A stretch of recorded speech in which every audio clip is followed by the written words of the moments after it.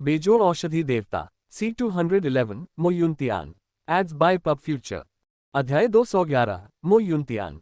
अनुवादक सेलेफोटा अंडरस्कोर संपादक रेगियस प्रोफेसर। ये युआन एयर। ये युआन का सामना समुद्री परिवर्तन क्षेत्र की शक्तिशाली सेना से हो रहा है, इसलिए ये होंग और बाकी लोग स्वाभाविक रूप से शांति से नहीं रहेंगे। याओ कियान को खून से लथपथ देखकर हर कोई दंग रह गया। और इस समय ये युआन जमीन पर बेहोश पड़ा था। ये हेंग और हुआन योंग उसे बचाने के लिए आगे बढ़ना चाहते थे, लेकिन तब तक बहुत देर हो चुकी थी। एक सार ऊर्जा गेंद पलक झपकते ही ये युआन तक पहुंच गई, और वह इस समय विरोध करने में पहले से ही असमर्थ था। ये हंग ने दर्द से अपनी आंखें बंद कर ली, अपने बेटे की हत्या का दृश्य देखने की हिम्मत नहीं जुटा पाया। ठीक उसी समय एक छाया ये युआन के सामने एक प्रेत की तरह प्रकट हुई और सार ऊर्जा गेंद को हल्के से थपथपाने के लिए आगे बढ़ी। ये तुरंत ही गायब हो गई। हर कोई अविश्वसनीय रूप से हैरान था। नीले रंग के कपड़े पहने एक 28-29 वर्षीय युवक ने शांति से याओ कियान का सामना किया और ये युआन को बचाया। इस अप्रत्याशित परिवर्तन ने सभी को चौंका दिया। ये युवक कौन था? जब हुआन योंग ने उस युवक को देखा तो उसकी पुतलियां सिकुड़ गईं और वह तुरंत बहुत खुश हो गया। Ads by pub future. इस व्यक्ति के साथ ये युआन सुरक्षित और स्वस्थ होना चाहिए। नीले कपड़े पहने युवक ने याओ कियान को हल्का सा सलाम किया और एक फीकी मुस्कान के साथ कहा, कृपया अपना गुस्सा शांत करें मार्शल अंकल याओ। आपको जो गुस्सा निकालना था वह निकाल दिया है, इसलिए मत मारो, ठीक है। सब कुछ के बावजूद ये युआन अभी भी एक संप्रदाय का शिष्य है। याओ कियान भी अब शांत हो चुका था, लेकिन जब उसने इस युवक को देखा तो उसने ठंडी सांस ली और कहा, तुम यहाँ क्यों आए हो? युवक मुस्कुराया और बोला, गुरु ने सुना है कि यहाँ 2 जूनियर प्रशिक्षु भाई हैं जिनमें अद्वितीय प्रतिभा है और उन्हें लगता है कि उनका मेरे मार्शल हॉल में शामिल होना अधिक उपयुक्त होगा। इसलिए उन्होंने संप्रदाय के गुरु को समझाया और मुझे दोनों जूनियर प्रशिक्षु भाइयों को संप्रदाय में लाने का आदेश दिया। हंफ, मुझे दबाने के लिए संप्रदाय गुरु का उपयोग करना। मुझे उन दोनों के आपके मार्शल हॉल में प्रवेश करने की परवाह नहीं है, लेकिन ये युआन ने संप्रदाय की गोली के फॉर्मूले चुराए और उन्हें धर्मनिरपेक्ष दुनिया में प्रसारित किया। उसका अपराध अक्षम्य है और उसे कड़ी सजा देने के लिए गोली हॉल में लाया जाना चाहिए। याओ कियान ने बिल्कुल भी हार मानने से इनकार कर दिया। यह मामला मार्शल अंकल द्वारा अटकलें हैं। ये युआन ने जन्म से लेकर अब तक कभी किन राज्य नहीं छोड़ा है और कभी संप्रदाय में नहीं गया है। वह गोली के फॉर्मूले कैसे चुरा सकता है? मुझे लगता है कि जूनियर अप्रेंटिस भाई ये को कोई और सौभाग्यपूर्ण मुठभेड़ हुई होगी, तभी उसने गोली के फॉर्मूले प्राप्त किए होंगे। इस बारे में क्या ख्याल है मार्शल अंकल? मैं जूनियर अप्रेंटिस भाई ये और लॉन्ग टैंग को पहले मार्शल हॉल में वापस लाऊंगा। गोली के फॉर्मूले संप्रदाय के उत्थान और पतन से जुड़े हैं। मास्टर निश्चित रूप से इसे व्यक्तिगत रूप से लेंगे। कारण की जांच करने के बाद वह स्वाभाविक रूप से गोली हॉल को स्पष्टीकरण देंगे। नीले कपड़े पहने युवक ने न तो विनम्रता से और न ही घमंड से कहा, नहीं, ये युआन दोषी है और उसे वापस संप्रदाय में भेज दिया जाना चाहिए। चूंकि मामला ऐसा है तो इस शिष्य को आपको नाराज करना ही होगा। युवक ने शांतिपूर्वक कहा, तुम्हारी हिम्मत मुझ पर हमला करने की। इस शिष्य की हिम्मत नहीं है, लेकिन गुरु के आदेश के खिलाफ जाना कठिन है। क्या बढ़िया मो युनतियन, अपने वरिष्ठों के खिलाफ जाने की हिम्मत। मैं आज की बातें याद रखूंगा। मैं इस घटना की रिपोर्ट हॉल के प्रमुख और संप्रदाय के गुरु को दूंगा। मैं देखना चाहता हूं कि आप सभी किस तरह का हिसाब दे सकते हैं। हाओ एर, चलो, याओ कियान ने गुस्से से कहा। काम खत्म करते हुए याओ कियान यांग हाओ को साथ लेकर आया और बिना पीछे मुड़े ही चला गया। वरिष्ठ प्रशिक्षु भाई मो याओ कियान के जाने के बाद हुआन योंग ने उत्तेजित होकर चिल्लाया, एड्स बाय पब फ्यूचर। यह मो युनतियान वास्तव में वही अद्वितीय प्रतिभा है जो एक दशक पहले किन राज्य के दानवू अकादमी में 9 स्वर्ग मार्ग से गुजरा था और हुआन योंग का साथी संप्रदाय का वरिष्ठ प्रशिक्षु भाई भी था। 10 साल तक दोनों की मुलाकात नहीं हुई। दोनों के बीच मतभेद बढ़ता ही गया। मो युनतियन ने हुआन योंग की ओर देखा। उसकी आंखों में एक विस्मयकारी भाव चमक उठा। कुछ सालों से मुलाकात नहीं हुई, लगता है जूनियर अप्रेंटिस भाई हुआन ने भी क्रिस्टल फॉर्मेशन दायरे में प्रवेश कर लिया है। बधाई। उनकी धारणा के अनुसार हुआन योंग की प्राकृतिक क्षमताएं खराब नहीं थीं, लेकिन उन्हें इतनी जल्दी क्रिस्टल निर्माण क्षेत्र में प्रवेश नहीं करना चाहिए था। हुआन योंग की सफलता की गति उनकी कल्पना से कम 10 साल आगे थी। बस अच्छी किस्मत। वरिष्ठ प्रशिक्षु भाई मो को ये युआन को बचाने में मदद करने के लिए बहुत बहुत धन्यवाद। अगर आप नहीं होते तो ये युआन को शायद पहले ही उस कुत्ते के पादने वाले बुजुर्ग द्वारा मार दिया गया होता। जहां तक उसकी सफलता की बात है, हुआन योंग ज्यादा कुछ नहीं कहना चाहता था, लेकिन याओ कियान के बारे में सोचते हुए वह घृणा से भर गया। उस आदमी ने मामले की बजाय व्यक्ति की चिंता की। किन राज्य में स्थिति को पूरी तरह से बदल दिया और लगभग ये युआन को मार डाला। वह नफरत कैसे न करे। मो यूनटियन ने अपने हाथ हिलाए और मुस्कुराते हुए कहा, ये युआन भविष्य में मेरा जूनियर प्रशिक्षु भाई भी होगा। मैं मास्टर के आदेश के तहत यहाँ हूँ। उसे बचाना अपेक्षित है। ये बात करने की जगह नहीं है। चलो आगे बढ़ने से पहले अकादमी में वापस चलते हैं। बात खत्म करते हुए मो यूनटियन ने बेहोश ये युआन की ओर देखा, उसकी निगाहों में गहरा सदमा झलक रहा था। मो यूनटियन ने अपनी आंखों से ये युआन की हरकतों को पूरी तरह से देखा जो अभी याओकियान के साथ व्यवहार कर रहा था। इससे वह वाकई बहुत हैरान रह गया। एक दूसरे स्तर की आत्मा संक्षेपण क्षेत्र मार्शल कलाकार वास्तव में इस तरह के एक शक्तिशाली कदम का उपयोग करने के लिए स्वर्ग और पृथ्वी सार ऊर्जा के साथ संवाद कर सकता है। इस तरह की प्रतिभा को अब राक्षसी का उपयोग करके वर्णित नहीं किया जा सकता है। यद्यपि स्वर्ग और पृथ्वी सार ऊर्जा जिसके साथ ये युआन संवाद कर सकता था बहुत सीमित थी और समुद्र परिवर्तन क्षेत्र के शक्तिशाली लोगों के लिए उल्लेख करने लायक भी नहीं थी, लेकिन किसी को ये जानना चाहिए कि ये युआन केवल द्वितीय स्तर की आत्मा संक्षेपण क्षेत्र था। यदि भविष्य में वह क्रिस्टल संरचना क्षेत्र में प्रवेश कर गया तो केवल इस चाल के आधार पर यह उसी रैंक के उन मार्शल कलाकारों को परास्त करने के लिए पर्याप्त था। Ads by pub future. अब भी औसत crystal formation real martial artist ये युआन को इस तरह की चाल पूरी करने की हिम्मत नहीं करेगा, अन्यथा वे केवल अपनी जान बचाने के लिए भाग सकते थे। इससे पहले याओकियान को ये युआन के हाथों हार का सामना करना पड़ा था क्योंकि उसका मुकाबला करने का अनुभव बहुत कम था, जिससे ये युआन को अपनी चाल पूरी करने का अवसर मिला। यदि किसी अन्य मार्शल कलाकार को युद्ध के लिए लाया जाता तो वे निश्चित रूप से ये युआन को इस तरह का मौका नहीं देते। इस कदम का दोष ये था कि इसमें बहुत अधिक समय लग गया। फिर भी इस चाल की ताकत एक आत्मा संक्षेपण क्षेत्र मार्शल कलाकार पर भी दिखाई नहीं देनी चाहिए।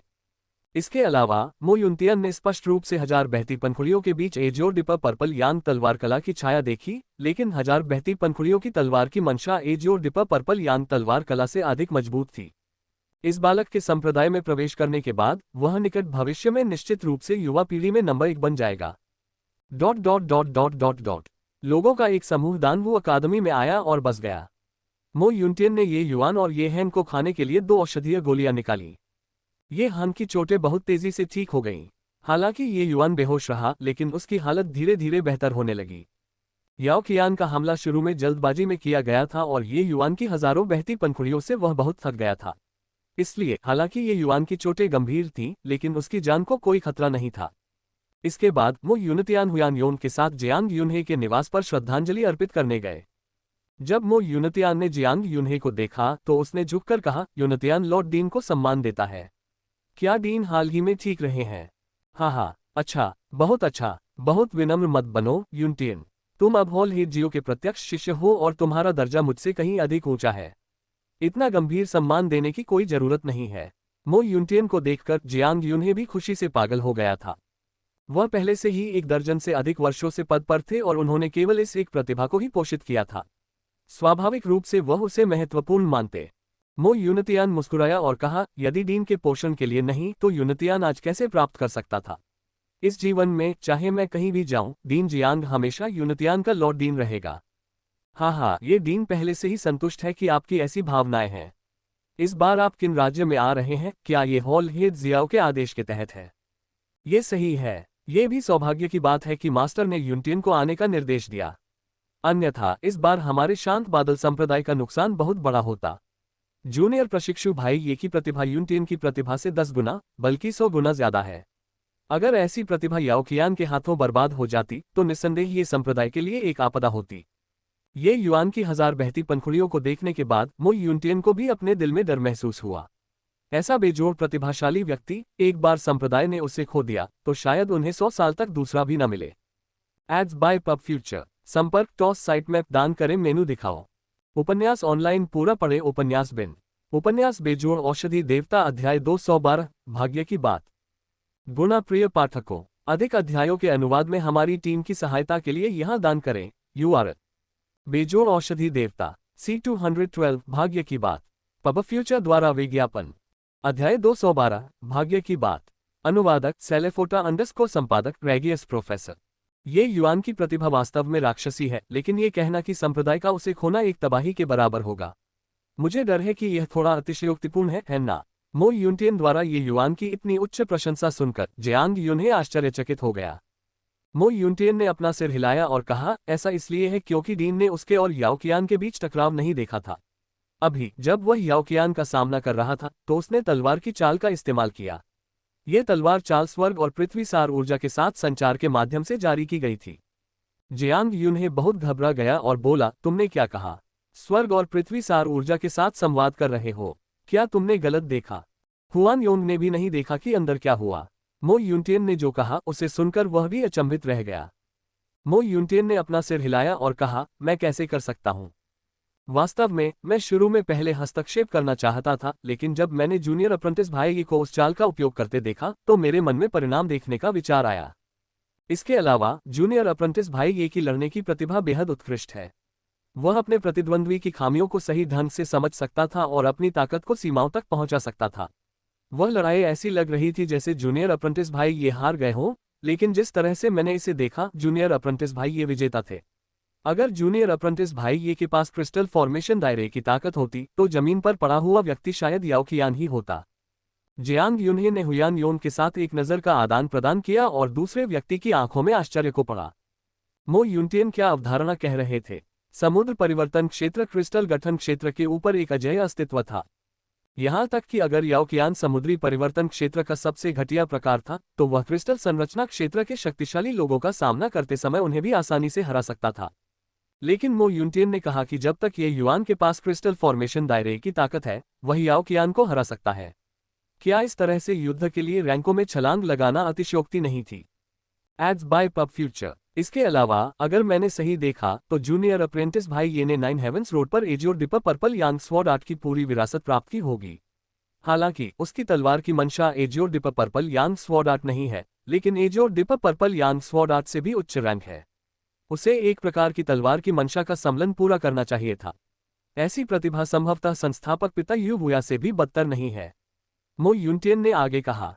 जियांग यूनहे और हुआन योन को भयंकर सदमा लगा। यदि यह वास्तव में मो यूनटियन ने कहा था तो क्या ये युआन में पहले से ही शून्य को तोड़ने और दिव्य क्षेत्र में चढ़ने की क्षमता नहीं है? शांत बादल संप्रदाय जैसे संप्रदाय के लिए ये वास्तव में एक बहुत बड़ा भाग्यशाली मौका था। हर कोई इस तर्क को समझता है कि जब कोई व्यक्ति दाव प्राप्त करता है तो उसकी मुर्गी और कुत्ता भी अमर हो जाते हैं। अगर ये युआन ऊपर उठ सकता है तो शांत बादल संप्रदाय पूरे अंतहीन दुनिया में सबसे मजबूत संप्रदायों में से एक बन जाएगा। जियांग यूनहे की अभिव्यक्ति अचानक गंभीर हो गई जब उसने कहा, यूनटियन, अगर ये युआन में वास्तव में ऐसी प्रतिभा है तो यह संप्रदाय के लिए अच्छी बात नहीं होगी। मो यूनटियन ये सुनकर दंग रह गया और पूछने से खुद को रोक नहीं सका, डीन ऐसा क्यों कहता है? भाग्य की बात क्षणभंगुर और क्षणिक है, लेकिन चाहे वह संप्रदायों या मार्शल कलाकारों के लिए हो, भाग्य वास्तव में मौजूद है। क्या एक मार्शल कलाकार के पास महान उपलब्धियां हो सकती हैं? सबसे पहले हमें प्रतिभा को देखना होगा, लेकिन भाग्य भी बहुत महत्वपूर्ण है। उस समय पूर्वज पिता यू वुया के बारे में कहा जाता था कि उन्होंने एक निश्चित प्राचीन विरासत प्राप्त की थी, इसलिए वह स्वर्ग के खिलाफ उठ सके और अंतहीन दुनिया की किंवदंती बन सके। जियांग यूनहे ने एक क्षण रुककर कहा, यह संप्रदायों के लिए भी वही बात है। स्वर्ग को चुनौती देने वाला एक प्रतिभाशाली व्यक्ति संप्रदाय को शक्तिशाली रूप से ऊपर उठा सकता है, लेकिन एक प्रतिभाशाली व्यक्ति के विकास के लिए निश्चित रूप से कई शक्तिशाली शत्रुओं की आवश्यकता होगी, और ये शत्रु ऐसे नहीं हो सकते हैं जिनका सामना संप्रदाय कर सके। एक भी गलत कदम और यह बहुत बड़ी आपदा हो सकती है। यह संप्रदाय की नियति है कि वह इस प्रतिभाशाली व्यक्ति के उत्थान का समर्थन करने में असमर्थ है। मो यूनटियन ने जब ये सुना तो चुप रहा और कुछ नहीं बोला। उसने थोड़ी देर बाद सिर हिलाया और कहा, डीन की यह बात सुनकर ये सच है। जब से ये युआन अचानक शक्तिशाली हुआ है, उसने सिर्फ अपने से कहीं ज्यादा शक्तिशाली दुश्मनों को ही उकसाया है। अभी उसने कुछ समय पहले ही आत्मा संघनन क्षेत्र में प्रवेश किया था और वास्तव में याओ qian जैसी शक्तिशाली हस्ती को उकसाया था। सच में यह नहीं कहा जा सकता कि भविष्य में उसे किस तरह के खतरनाक दुश्मन का सामना करना पड़ेगा। फिर भी संप्रदाय इस अवसर को नहीं छोड़ सकता। सब कुछ स्वर्ग द्वारा पूर्व निर्धारित है। मेरा मानना है कि जब पूर्वज जूनियर प्रशिक्षु भाई ये केंगुआ तलवार के पास से गुजरे तो उन्होंने भी कल्पना नहीं की थी कि यह तलवार वास्तव में उनकी जान बचाएगी, है ना? या शायद ये युआन की नियति है और शांत बादल संप्रदाय का भी भाग्य है। मो यूनटियन ने दृढ़ता से कहा। हाँ, ऐसा कैसे? जियांग यूनहे ने हैरानी से पूछा। मो यूनटियन मुस्कुराया और कहा, क्या आप जानते हैं कि मास्टर ने मुझे किन राज्य में क्यों भेजा? क्या यह इसलिए नहीं है कि हॉल हेड जियो ने सुना कि ये युआन में अद्भुत प्रतिभा है, इसलिए उन्होंने आपको यहाँ भेजा है? जियांग यूनहे ने हैरानी से कहा। हाँ, मास्टर मार्शल हॉल के प्रतिष्ठित प्रमुख हैं। उन्हें हर दिन कई मामलों पर ध्यान देना पड़ता है और उन्हें साधना भी करनी होती है। धर्मनिरपेक्ष दुनिया के दो प्रतिभाशाली लोगों के मामलों में उलझने की ऊर्जा उनके पास कैसे होगी? जूनियर प्रशिक्षु भाई ये असाधारण रूप से प्रतिभाशाली हैं, इसलिए संप्रदाय ने याओ कियान को भेजा। लेकिन वह मो यूनतियन को भेजने जैसा अनावश्यक कदम क्यों उठाएंगे? हाँ, इसे इस तरह से कहें तो ये सचमुच थोड़ा अजीब है। क्या आप सभी ये युआन के हाथों में उस आत्मा कलाकृति का इतिहास जानते हैं? जियांग यूनहे और हुआन योंग ने एक साथ अपना सिर हिलाया। उन्हें कैसे पता होगा? उस तलवार को कैंगुआ तलवार कहा जाता है। ये पिछली पीढ़ी के मार्शल हॉल प्रमुख लू यान की जीवनदायिनी आत्मा कलाकृति है और पूर्वज लू यान मास्टर के गुरु हैं। मुझे बताओ, कैंगुआ तलवार के अस्तित्व में आने की खबर सुनने के बाद वह अपना धैर्य कैसे बनाए रख सकते हैं? मो यूनतियन ने समझाया। दोनों को एहसास हुआ कि ये युआन के हाथ में जो तलवार है उसकी उत्पत्ति ऐसी ही थी। तो फिर हॉल हेड जियो को कैसे पता चला कि ये युआन के पास कैंगुआ तलवार है? जियांग यूनहे ने असमंजस में पूछा। जियो जियान ने धर्मनिरपेक्ष दुनिया की प्रतिभाओं पर भी ध्यान नहीं दिया, तो वह इस बात पर कैसे ध्यान दे सकता था कि किन राज्य की प्रतिभा द्वारा किस तरह का हथियार चलाया गया था? मो यूनतियान ने एक सार्थक मुस्कान दी और कहा, इसकी बात करें तो ये सब सु परिवार की बदौलत है। सु परिवार, इसका उनसे क्या संबंध है? अगर मेरा अनुमान सही है तो सु परिवार के सदस्यों ने ये युआन के हाथों में आत्मा की कलाकृति को लालच दिया होगा। इसलिए वे इस तलवार के स्रोत के बारे में पूछताछ करेंगे। और मास्टर को इस मामले के बारे में पता चला और उन्होंने विस्तार से पूछा, जिससे पुष्टि हुई कि ये युआन के हाथों में आत्मा की कलाकृति कैंगुआ तलवार है। मास्टर को इस खबर के बारे में पता चलने के बाद वह अविश्वसनीय रूप से उत्तेजित हो गए। इसलिए उन्होंने मुझे यहाँ किन राज्य में भेजा? पूर्वज लू यान के उत्तराधिकारी के रूप में मास्टर स्वाभाविक रूप से उन्हें पिल हॉल में प्रवेश नहीं करने देंगे। लेकिन उन्होंने ये भी नहीं सोचा था कि वास्तव में किन राज्य में इतनी सारी चीजें होंगी। सु युबाई, हाँ, सु परिवार ने वाकई अपने पैरों पर पत्थर रख दिया। ये स्पष्ट है कि ये युआन वाकई महान भाग्य वाला व्यक्ति है। कोई भी उसकी बढ़ती गति को नहीं रोक सकता। जियांग यूनहे ने अपना सिर हिलाया और हंसते हुए कहा। उन्होंने सचमुच नहीं सोचा था कि इस बीच कोई इतनी जटिल कहानी है। सु युबाई के लालच ने ये युआन को बचा लिया। ये स्पष्ट था कि सब कुछ स्वर्ग द्वारा पूर्व निर्धारित था। ये युआन को मरना नहीं था। मो यूनतियन ने सिर हिलाया और कहा, भले ही भाग्य और नियति वास्तव में कहीं भी मौजूद हो, संप्रदाय के पास ऐसी प्रतिभा को अस्वीकार करने का कोई कारण नहीं है। मार्शल अंकल संप्रदाय मास्टर, साथ ही कई संप्रदाय के उच्च पदस्थ लोगों ने उत्तरी क्षेत्र में लौटने की अपनी इच्छा को नहीं छोड़ा है। अब जब हम संप्रदाय के लिए आशा देख सकते हैं तो हमें स्वाभाविक रूप से अपनी पूरी शक्ति के साथ जूनियर प्रशिक्षु भाई ये को बढ़ावा देना होगा। मुझे लगता है कि यह महत्वाकांक्षा तब भी अनुपस्थित नहीं रही होगी जब पूर्वज लू यान ने जूनियर प्रशिक्षु भाई ये को कैंगुआ तलवार दी थी। Ads by pub future. संपर्क टॉस साइट मैप दान करें, मेनू दिखाओ। उपन्यास ऑनलाइन पूरा पढ़े। उपन्यास बिन। उपन्यास बेजोड़ औषधि देवता अध्याय 213, एक उंगली की ताकत। गुणा प्रिय पाठकों, अधिक अध्यायों के अनुवाद में हमारी टीम की सहायता के लिए यहां दान करें। URL: बेजोड़ औषधि देवता C213, एक उंगली की ताकत। पब फ्यूचर द्वारा विज्ञापन। अध्याय 213, एक उंगली की ताकत। अनुवादक सेलेफोटा _ संपादक रेगियस प्रोफेसर। कई दिनों बाद डैन वू अकादमी के आसपास बमुश्किल ही कोई छात्र दिखाई दिया। लगभग सभी छात्र प्लाजा में एकत्रित हुए। ये युआन पहले ही ठीक हो चुका था। इससे ये भी पता चलता था कि वह और लॉन्ग टैंग डैन वू अकादमी छोड़ने जा रहे थे और आधिकारिक तौर पर संप्रदाय में प्रवेश करने जा रहे थे। ये युआन शुरू में चुपचाप जाना चाहता था, लेकिन जियांग यूनहे ने एक भव्य विदाई समारोह आयोजित करने का सुझाव दिया। आखिरकार ये पिछले 10 सालों में किन राज्य के दान वू अकादमी में सबसे बड़ी घटना थी। अकादमी के डीन के रूप में उन्होंने स्वाभाविक रूप से इस वजह से सम्मानित महसूस किया। ये युआन जियांग यूनहे के उत्साह को कम नहीं करना चाहता था, इसलिए वह सहमत हो गया। मुझे बहुत समय से पता था कि ये युआन जाने वाला है, लेकिन मैंने नहीं सोचा था कि ये दिन इतनी जल्दी आ जाएगा। हाँ, यह आदमी बहुत डरावना है। बस हम सब से अलग दुनिया में है। केवल एक बड़ा मंच ही उसकी प्रतिभा को बेहतर ढंग से प्रदर्शित कर सकता है। ये युआन का संप्रदाय में प्रवेश करना उम्मीदों के अनुरूप ही है। लेकिन क्या आपने एक अजीब घटना देखी? वस्तुतः वे सभी लोग जो ये युआन के साथ चले, उन्होंने अपने आप को पूरी तरह से बदल लिया। पब फ्यूचर द्वारा विज्ञापन। आपकी यह बात सुनकर ये वास्तव में सच है। शिक्षक फैंग शिक्षक नानफेंग पहले ही कीमिया ग्रैंड मास्टर क्षेत्र में प्रवेश कर चुके हैं। वरिष्ठ प्रशिक्षु बहन नानफेंग पहले ही 5वें स्तर के आत्मा संघनन क्षेत्र में प्रवेश कर चुकी हैं और मार्शल रोल में नंबर 1 बन गई हैं। हालांकि वरिष्ठ प्रशिक्षु भाई लॉन्ग ये युआन के इतने करीब नहीं हैं, लेकिन उन्होंने खुद भी स्वीकार किया कि वे केवल ये युआन की वजह से ही 9 स्वर्ग मार्ग से गुजर सकते हैं। सबसे भयावह अभी भी एल्डर हुआन योंग हैं। उन्होंने वास्तव में सीधे क्रिस्टल निर्माण क्षेत्र में प्रवेश किया। बस मन को उड़ाने वाला। आपने 2 अन्य लोगों को छोड़ दिया। एक पृथ्वी रैंक के छात्रों के बीच उभरता हुआ नया प्रतिभाशाली व्यक्ति है जिसका नाम तांग यू है। इन कुछ महीनों में ये तांग यू छलांग और सीमा से आगे बढ़ा है, 5वें स्तर के सार्क्यू दायरे से 9वें स्तर के सार्क्यू दायरे तक पहुंच गया है। मैंने सुना है कि वह स्वर्ग रैंक का छात्र बनने के लिए बहुत जल्द पृथ्वी रैंक उन्नति परीक्षा में भाग लेने जा रहा है। और वह व्यक्ति है जिसने सबसे पहले ये युआन को जाना। दूसरा, ये युआन का पिता मंडप स्वामी ये है। मंडप स्वामी ये न केवल दूसरे स्तर के क्रिस्टल निर्माण दायरे में पहुंच गया, बल्कि वह मध्यम श्रेणी के कीमिया ग्रैंडमास्टर तक भी पहुंच गया। क्या ऐसा हो सकता है कि ये युआन के शरीर में कोई जादू है? तुम्हारी यह बात सुनकर मुझे सचमुच बहुत पछतावा हो रहा है। अगर मुझे पता होता कि यह ऐसा होगा तो मुझे ये युआन की जान को कसकर गले लगा लेना चाहिए था। हम जानते हैं, मैं अब स्वर्ग रैंक का छात्र भी बन सकता हूँ, या शायद मार्शल रोल विशेषज्ञ भी बन सकता हूँ। सपने देखते रहो। ये युआन का उदय पहले से ही डेनवू अकादमी में एक किंवदंती कहा जा सकता है, खास तौर पर उन कुलीन छात्रों के लिए। उनमें से बहुत से लोग जानते थे कि ये युआन राजधानी में नरसंहार करने गया था और उसने समुद्री परिवर्तन क्षेत्र के एक शक्तिशाली व्यक्ति का सामना किया था। ये साहस और उत्साह, ये ताकत, वे अपने जीवनकाल में केवल इसकी ही आशा कर सकते थे। इसके अतिरिक्त हुयान योंग इस समय पहले ही सू युबाई का स्थान ले चुका था और अनुशासन हॉल का पहला एल्डर बन गया था।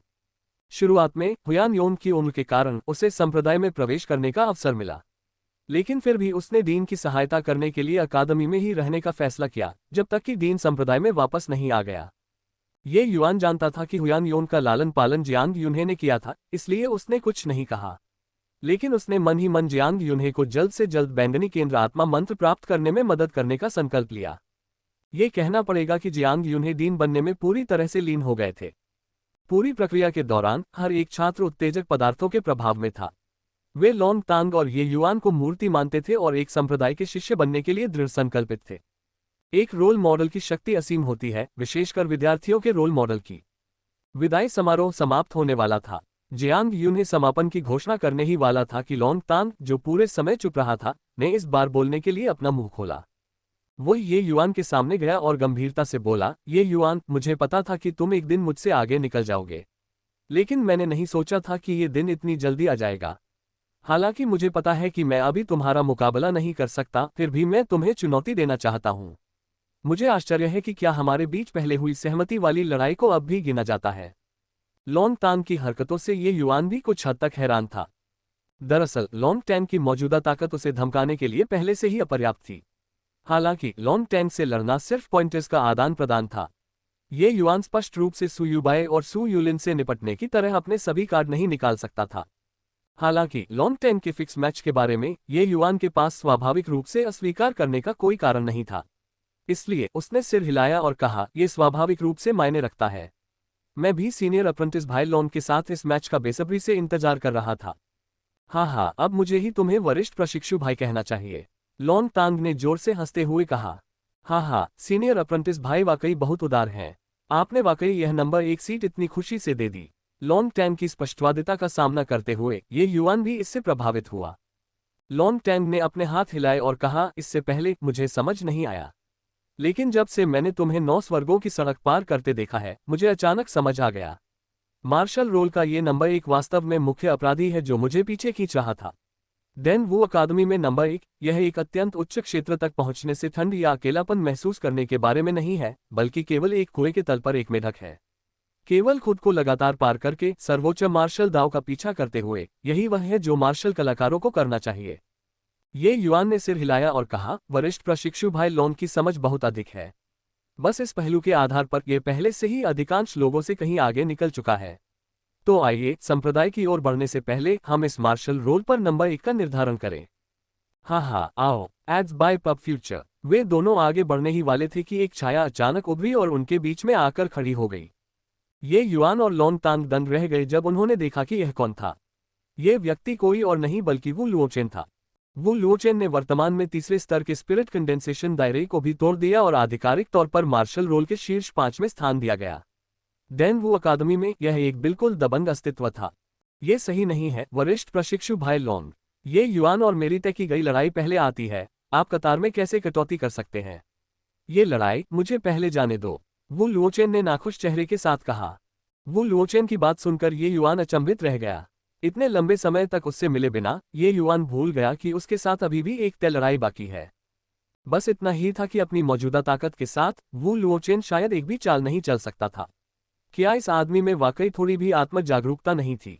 ये युआन, मेरी तरफ इस तरह के भाव से मत देखो। मुझे पता है कि मेरे पास तुम्हारा प्रतिद्वंद्वी बनने की योग्यता नहीं है। यहां तक कि वरिष्ठ प्रशिक्षु भाई लॉन के पास भी शायद ये योग्यता नहीं है। मैं बस ये देखना चाहता हूं कि हमारे बीच कितना अंतर है। फिर मैं उस दिशा में आगे बढ़ूंगा और लगातार दायरे तोड़ता रहूंगा। वू लुओचेन ने कहा। वू लुओचेन की बातों का लॉन्ग तांग ने कोई खंडन नहीं किया। उसने राजधानी में हुए महायुद्ध के बारे में भी सुना था। ये युआन का दुश्मन एक समुद्री परिवर्तन क्षेत्र का शक्तिशाली व्यक्ति था। वह एक आत्मा संघनन क्षेत्र का मुकाबला कैसे कर सकता था जो समुद्री परिवर्तन क्षेत्र के शक्तिशाली व्यक्ति को घायल कर सकता था। जब ये युआन ने ये सुना तो वह मन ही मन हंसा। ये वू लुओचेन वास्तव में एक मार्शल कट्टरपंथी था, लेकिन यह व्यक्ति इतना जुनूनी था कि यह आराध्य हो गया। इस बारे में बात करते हुए उस समय जब वह सू यिशान के साथ काम कर रहा था तो उसे उस पर एहसान करना पड़ा। यहां तक सोचते हुए ये युआन ने शांति से मुस्कुराते हुए कहा, ठीक है, इन परिस्थितियों में मैं केवल एक उंगली ही खोलूंगा। यदि आप इसे प्राप्त कर सकते हैं तो इसे मेरा नुकसान समझे। सच में? वू लुओचेन ने अविश्वास से पूछा। हालांकि वह जानता था कि ये युआन अब बहुत शक्तिशाली है, लेकिन उसे हराने के लिए केवल एक उंगली का उपयोग करना, क्या ये थोड़ा अहंकारी नहीं था? हाँ, ठीक है, मैं तुम्हें अपनी वू लुओचेन की शक्ति दिखाऊंगा। बात खत्म करते हुए वू लुओचेन की आकृति बाहर निकली और अत्यधिक गति से ये युआन की ओर गोली चलाई। ये युआन शांति से मुस्कुराया। अपनी उंगली को तलवार की तरह इस्तेमाल करते हुए उसकी उंगली से एक असामान्य रूप से भयावह तलवार का इरादा जारी किया गया। पब फ्यूचर द्वारा विज्ञापन संपर्क टॉस साइट मैप दान करें मेनू दिखाओ। उपन्यास ऑनलाइन पूरा पढ़े। उपन्यास बिन उपन्यास बेजोड़ औषधि देवता अध्याय 214 अलविदा कहे बिना चले जाना। गुणा प्रिय पाठकों, अधिक अध्यायों के अनुवाद में हमारी टीम की सहायता के लिए यहां दान करें। URL बेजोड़ औषधि देवता C214 अलविदा कहे बिना चले जाना। एड्स बाय पब फ्यूचर अध्याय 214 अलविदा कहे बिना चले जाना। अनुवादक सेलेफोटा अंडरस्कोर संपादक रेगियस प्रोफेसर। उस भयावह तलवार के इरादे को महसूस करते हुए वू लुओचेन का चेहरा अचानक बदल गया। बगल में लॉन्ग तांग की अभिव्यक्ति भी बदल गई। वू लुओचेन सहज रूप से इस हमले को चकमा देना चाहता था, लेकिन यह व्यर्थ था। वू लुओचेन को केवल यह महसूस हुआ कि उसकी आंखें धुंधली हो गई हैं और ये युआन पहले ही उसके सामने आ चुका है, जबकि उसने कोई प्रतिक्रिया नहीं की। उसने केवल एक तेज तलवार को अपनी आंखों में लगातार बड़ा और बड़ा होते देखा। स्वूश! ये युआन की तलवार की उंगली वू लुओचेन की गर्दन पर रुक गई। तलवार की मंशा जो शुरू में दम घुटने तक बढ़ रही थी, अचानक गायब हो गई, जैसे कि वह पहले कभी दिखाई ही न दी हो। ड्रिप! वू लुओचेन के माथे से पसीने की एक बूंद बहकर फर्श पर टपक गई। मैं हार गया, वू लुओचेन ने सूखी आवाज में कहा। एड्स बाय पब फ्यूचर नहीं, ऐसा नहीं हो सकता। ये युआन पहले से ही इतना शक्तिशाली है। क्या तुमने देखा कि उसने अभी अभी क्या चाल चली? मैंने इसे बिल्कुल नहीं देखा। ऐसा लगा जैसे वह वू लुओचेन के सामने टेलीपोर्ट हो गया और फिर वू लुओचेन ने हार मान ली। क्या ये वास्तव में एक spirit condensation real martial artist की ताकत है? हम उससे बिल्कुल अलग स्तर पर हैं। ये बिल्कुल समझ से परे है। ये युआन स्पष्ट रूप से केवल दूसरे स्तर का आत्मा संघनन क्षेत्र है, जबकि वू लुओचेन तीसरे स्तर का आत्मा संघनन क्षेत्र है। भले ही वू लुओचेन उसका मुकाबला न भी करे, फिर भी असमानता इतनी बड़ी होनी चाहिए, है ना? वू लुओचेन मूल रूप से बिल्कुल भी जवाबी हमला नहीं कर सकता था। अगर अभी यह जीवन और मृत्यु का मुकाबला होता तो वू लुओचेन तुरंत मारा जाता। इस गैरमानव प्राणी को सामान्य बुद्धि से मापा नहीं जा सकता। अभी अभी हुए उस हमले में छात्रों ने यह भी नहीं देखा कि ये युआन ने किस तरह से अपनी चाल चली। वे वू लुओचेन जैसे ही थे। उन्हें केवल अपनी आंखों के सामने एक धुंधलापन महसूस हुआ और वू लुओचेन हार गया। मो युनटियन ने यह दृश्य देखा और खुद को सिर हिलाया। उसने जियांग यून्हे से कहा, तलवार दांव में जूनियर अप्रेंटिस भाई ये की उपलब्धियां मुझसे कहीं ज्यादा हैं। अभी अभी उसने अपनी उंगली को अपनी इच्छानुसार स्वतंत्र रूप से चलाया। जब उसने अपनी उंगली को खोला तो तलवार की क्यू आसमान में उड़ गई। जब उसने अपनी उंगली को दूर रखा तो बादल पतले थे और हवा हल्की थी। इस तरह से भारी तलवार चलाना मानो हल्का हो, ऐसा कुछ नहीं है जो एक युवा व्यक्ति के पास होना चाहिए। अगर जूनियर अप्रेंटिस भाई ये की हड्डी की उम्र सिर्फ 15 साल के आसपास न होती तो मुझे ये भी संदेह हो सकता था कि वह एक बूढ़ा राक्षस है जो सैकड़ों सालों से तलवार दाव का विकास कर रहा है। हाँ, ये युआन पहले से ही अकादमी में मुर्गियों के बीच एक सारस की तरह है। यहाँ तक कि मार्शल रोल में नंबर 1 लॉन्ग टैंग उसके सामने एक भी वार का सामना नहीं कर सकता। भले ही वह संप्रदाय में प्रवेश न करे, लेकिन अकादमी में होने का कोई मतलब नहीं रह गया है। जियांग युनहे ने मुस्कुराते हुए कहा। ये युआन ने वू लुओचेन को देखा और मुस्कुराते हुए कहा, वरिष्ठ प्रशिक्षु भाई वू का दांव हृदय दृढ़ है। वास्तव में प्रशंसनीय है। अभी अभी जो उंगली मैंने दी है उसे मैं वरिष्ठ प्रशिक्षु भाई वू को विदाई उपहार के रूप में दे रहा हूं। ये युआन की उंगली पहले पूरी ताकत से काम नहीं करती थी। वह केवल वू लुओचेन को वह दिखा रहा था जिसे अवधारणा कहा जाता है। ये युआन का क्षेत्र वू लुओचेन की कल्पना से भी परे था। उसने स्वर्गीय दाव के बारे में अपनी समझ को बहुत ही सटीक तरीके से इस उंगली में समाहित कर लिया था।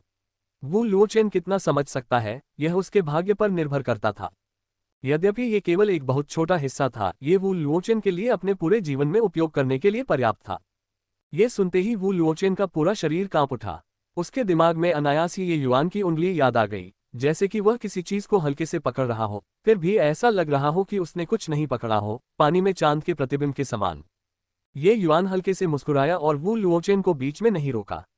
इसके बजाय वह लोंग तान की ओर मुड़ा और कहा, वरिष्ठ प्रशिक्षु भाई लोंग, अब हमारी बारी है। कौन जानता था कि लोंग टैंग इसके बजाय अपना सिर हिलाएगा और कहेगा, प्रतिस्पर्धा करने की कोई जरूरत नहीं है, मैं पहले से ही हमारे बीच की दूरी जानता हूं।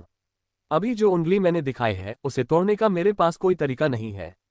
इसके अलावा मुझे पता है कि तुमने पूरी ताकत का इस्तेमाल नहीं किया है। हालांकि अभी जो उंगली दिखाई है वह 9 स्वर्ग मार्ग पर मेरे द्वारा समझी गई अवधारणा से भी अधिक शक्तिशाली है। मुझे भी कम लाभ नहीं मिला। शुरू में तो छात्र एक बड़े युद्ध की प्रतीक्षा कर रहे थे, लेकिन उन्होंने यह नहीं सोचा था कि यह वास्तव में इस तरह से समाप्त होगा। शुरू से अंत तक केवल ये युआन ने एक उंगली का प्रयोग किया और धूल बैठ गई। हालांकि छात्रों के तितर बितर हो जाने के बाद वू लुओचेन एक मूर्ति की तरह स्थिर होकर चौक पर ही खड़ा रहा। हर दिन जब लोग इस जगह से गुजरते थे तो वे वू लुओचेन को देखने के लिए उत्सुक आंखों से देखते थे। लेकिन डीन ने निर्देश दिया कि किसी को भी उसे परेशान करने की अनुमति नहीं है। स्वाभाविक रूप से कोई भी ऐसा नहीं होगा जो उसके पास जाकर बात करे। ठीक इसी तरह वू लुओचेन 7 दिनों तक चौक में खड़ा रहा। 7 दिनों के बाद वू लुओचेन ने अचानक अपना सिर आसमान की ओर उठाया और एक लंबी चीख मारी। अपने हाथ की एक लहर के साथ उसने एक मुक्का मारा और इससे वास्तव में ड्रैगन और बाघों की दहाड़ जैसी आवाज निकली। तभी एक जोरदार धमाके की आवाज सुनाई दी और हवा में उसके इस प्रहार से चौक में खड़ा एक पत्थर का शेर धूल में मिल गया। वहां से गुजर रहे छात्रों ने अचानक ये दृश्य देखा और आश्चर्यचकित रह गए। Ads by pub future. उस दिन से वू लुओचेन ने बिना किसी प्रतिस्पर्धा के जुओ बुगुई को पीछे छोड़ दिया और मार्शल रोल में नंबर 1 बन गया। बेशक ये बात की बात थी। विदाई समारोह के बाद ये युआन राजधानी लौट आया और अपने माता पिता को विदाई देने के लिए तैयार हो गया। लेकिन राजधानी वापस जाने के बाद ये युआन को ये हैंग और उनकी पत्नी नहीं दिखी। इसके बजाय मैनेजर फैंग सेन ने उन्हें एक पत्र दिया। ये पत्र ये हैंग की लिखावट में लिखा गया था। ये युआन ने संदेह से पत्र खोला और पढ़ना शुरू किया। युआन, हमें अलविदा कहे बिना चले जाने के लिए माफ करना।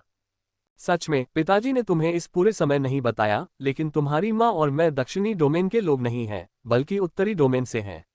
पिछले कुछ सालों में पिताजी हमेशा तुम्हारे विकास के बारे में चिंतित रहे हैं, इसलिए मैंने उत्तरी डोमेन में लौटने के विचारों को दबा दिया। ये सोचकर कि तुम पिछली बार जहर दिए जाने के दुर्भाग्य से लाभ उठाओगे और पहले से ही एक ऐसे व्यक्ति बन सकते हो जो कुछ ही महीनों में एक मोर्चे की कमान संभाल सकता है, पिताजी बहुत प्रसन्न हैं। अब जब आप पहले से ही संप्रदाय में प्रवेश कर चुके हैं और किन राज्य के मामलों का समापन हो चुका है, तो पिता पहले से ही उत्तरी डोमेन में लौटने के लिए पूरी तरह से आश्वस्त है। आपकी माँ और मुझे कुछ चीजों के कारण उत्तरी डोमेन में वापस जाना है। मैंने पहले ही सुगंधित औषधि मंडप को प्रबंधित करने के लिए शाही परिवार को सौंप दिया है। सभी आय का 60% आपके नाम पर होगा। इसके अलावा यदि आपकी कोई जरूरत है तो आप इसे महामहिम तक बढ़ा सकते हैं। वह इसे संभाल लेंगे। आप बस शांत बादल संप्रदाय में शांति से साधना करें। भविष्य में आपकी माँ और मेरे द्वारा हमारे मामलों को समाप्त करने के बाद हम स्वाभाविक रूप से आएंगे और आपकी तलाश करेंगे। ये हॉर्न का पत्र पढ़ने के बाद ये युआन की भौहें सिकुड़ गईं। यद्यपि ये हैंग ने पत्र में यह उल्लेख नहीं किया था कि वह उत्तरी क्षेत्र में क्या करने जा रहा था, फिर भी ये युआन ये समझ सकता था कि वह जो करने जा रहा था वह संभवतः इतना सरल नहीं था। अन्यथा पिता और माता उसे अलविदा कहने के लिए इस तरह का तरीका नहीं अपनाते। नानफेंग ही से मिली किसी खबर से जोड़कर देखा जाए तो उस समय यान राज्य में ये हैंग और रेन होंगलिंग का पीछा किया जा रहा था। इससे ये पता चलता है कि उनका कोई शक्तिशाली दुश्मन हो सकता है, अन्यथा वे सुदूर उत्तरी क्षेत्र से दक्षिणी क्षेत्र में नहीं आते। युवा मास्टर, मालिक को कुछ हुआ है, वह कब वापस आ सकता है? ये युआन को चुप देखकर फैंग सेन अपना मुंह खोलने से खुद को रोक नहीं सका और उसने पूछा, ये ठीक है, उनके पास कुछ है और उन्हें लंबी यात्रा पर जाना है। वे शायद कम समय में वापस नहीं आ पाएंगे। भविष्य में सुगंधित औषधि मंडप में हमारे ये परिवार से कोई नहीं होगा। हमें इसका ध्यान रखने के लिए मैनेजर फैन को परेशान करना होगा, ये युवान ने मुस्कुराते हुए कहा। आप क्या कह रहे हैं, युवा मास्टर? सुगंधित औषधि मंडप मेरे लिए मेरे घर जैसा है, बूढ़े फैन। मालिक के वापस आने के बाद मैं निश्चित रूप से उन्हें एक उचित और बरकरार सुगंधित औषधि मंडप वापस कर दूंगा, फैन सैन ने कहा। हाँ, तो फिर बहुत बहुत धन्यवाद मैनेजर फैन। चून की पिता और माता पहले ही चले गए हैं, इसलिए मैं भी नहीं रुकूंगा। मैं तुरंत शांत बादल संप्रदाय के लिए रवाना हो जाऊंगा, जब तक हम फिर से नहीं मिलते मैनेजर फैन। ये युवान ने फैन सैन को अलविदा कहा। फैन सान ने ये युवान को दूर से पीछे की ओर देखते हुए देखा, उसकी वृद्धा आंखों से आंसू बह रहे थे। पलक झपकते ही ये परिवार का घर खाली हो गया। पब फ्यूचर द्वारा विज्ञापन। संपर्क टॉस साइट मैप दान करें मेनू दिखाओ। उपन्यास ऑनलाइन पूरा पढ़े उपन्यास बिन। उपन्यास बेजोड़ औषधि देवता अध्याय 215 संप्रदाय ग्रैंड एरे की रक्षा करता है। गुणा प्रिय पाठकों, अधिक अध्यायों के अनुवाद में हमारी टीम की सहायता के लिए यहां दान करें। URL बेजोड़ औषधि देवता C215 संप्रदाय ग्रैंड एरे की रक्षा करता है। पब फ्यूचर द्वारा विज्ञापन अध्याय 215 संप्रदाय ग्रैंड एरे की रक्षा करता है। अनुवादक सेलेफोटा अंडरस्कोर संपादक रेगियस प्रोफेसर। राजधानी के बाहर जब ये युवान ने नानफेग रुओकिंग और नानफेग जीरो को देखा तो वह अचंभित हुए बिना नहीं रह सका। ये युवान, तुम सच में बहुत निर्दयी और हृदयहीन हो। तुमने जाने से पहले हमें सूचित भी नहीं किया, नानफेंग जीरो ने गुस्से से कहा। ये युवान ने जब स्थिति देखी तो वह कड़वी मुस्कान के साथ बोला, टीचर नानफेंग, सीनियर अप्रेंटिस सिस्टर, मुझे बस डर था कि कहीं मैं ठीक से काम ना करूं जिससे विदाई के समय दुख और दर्द ना हो। इसीलिए मैं आप दोनों को बताए बिना ही चला आया। मुझे नहीं लगा था कि आप दोनों मुझे विदा करने आएंगे। हंफ, तुम्हें विदा करने कौन आया है? हम वरिष्ठ प्रशिक्षु भाईमो को विदा करने आए हैं, नानफेंग जीरो ने कहा। ये युवान ने हल्की मुस्कान दी। ये लड़की सच में अपनी इज्जत बचाना चाहती थी। इस तरह से निपटने के लिए इस तरह का तरीका अपनाना, क्या ये बहुत बचकाना नहीं लगा? ऐसे ही मुझे आश्चर्य है कि वरिष्ठ प्रशिक्षु बहन वरिष्ठ प्रशिक्षु भाईमो को किस लिए ढूंढ रही है, ये युवान ने पूछा। छी, तुम्हारे अविश्वास भरे चेहरे को देखकर तुम जाकर वरिष्ठ प्रशिक्षु भाईमो से पूछो। ये युवान अचंभित रह गया। इस लड़की के आत्मविश्वास से भरे चेहरे को देखकर क्या ये सच है कि वे वास्तव में मो यूनटियन की तलाश में आए थे? नानफेग रुओकिंग ने मुस्कुराते हुए कहा, तुम छोटी लड़की, तुम वास्तव में लोगों को अनुमान लगाने में रखना पसंद करती हो। ये युवान, हम वास्तव में तुम्हारे साथ शांत बादल संप्रदाय में जाने की तैयारी कर रहे हैं।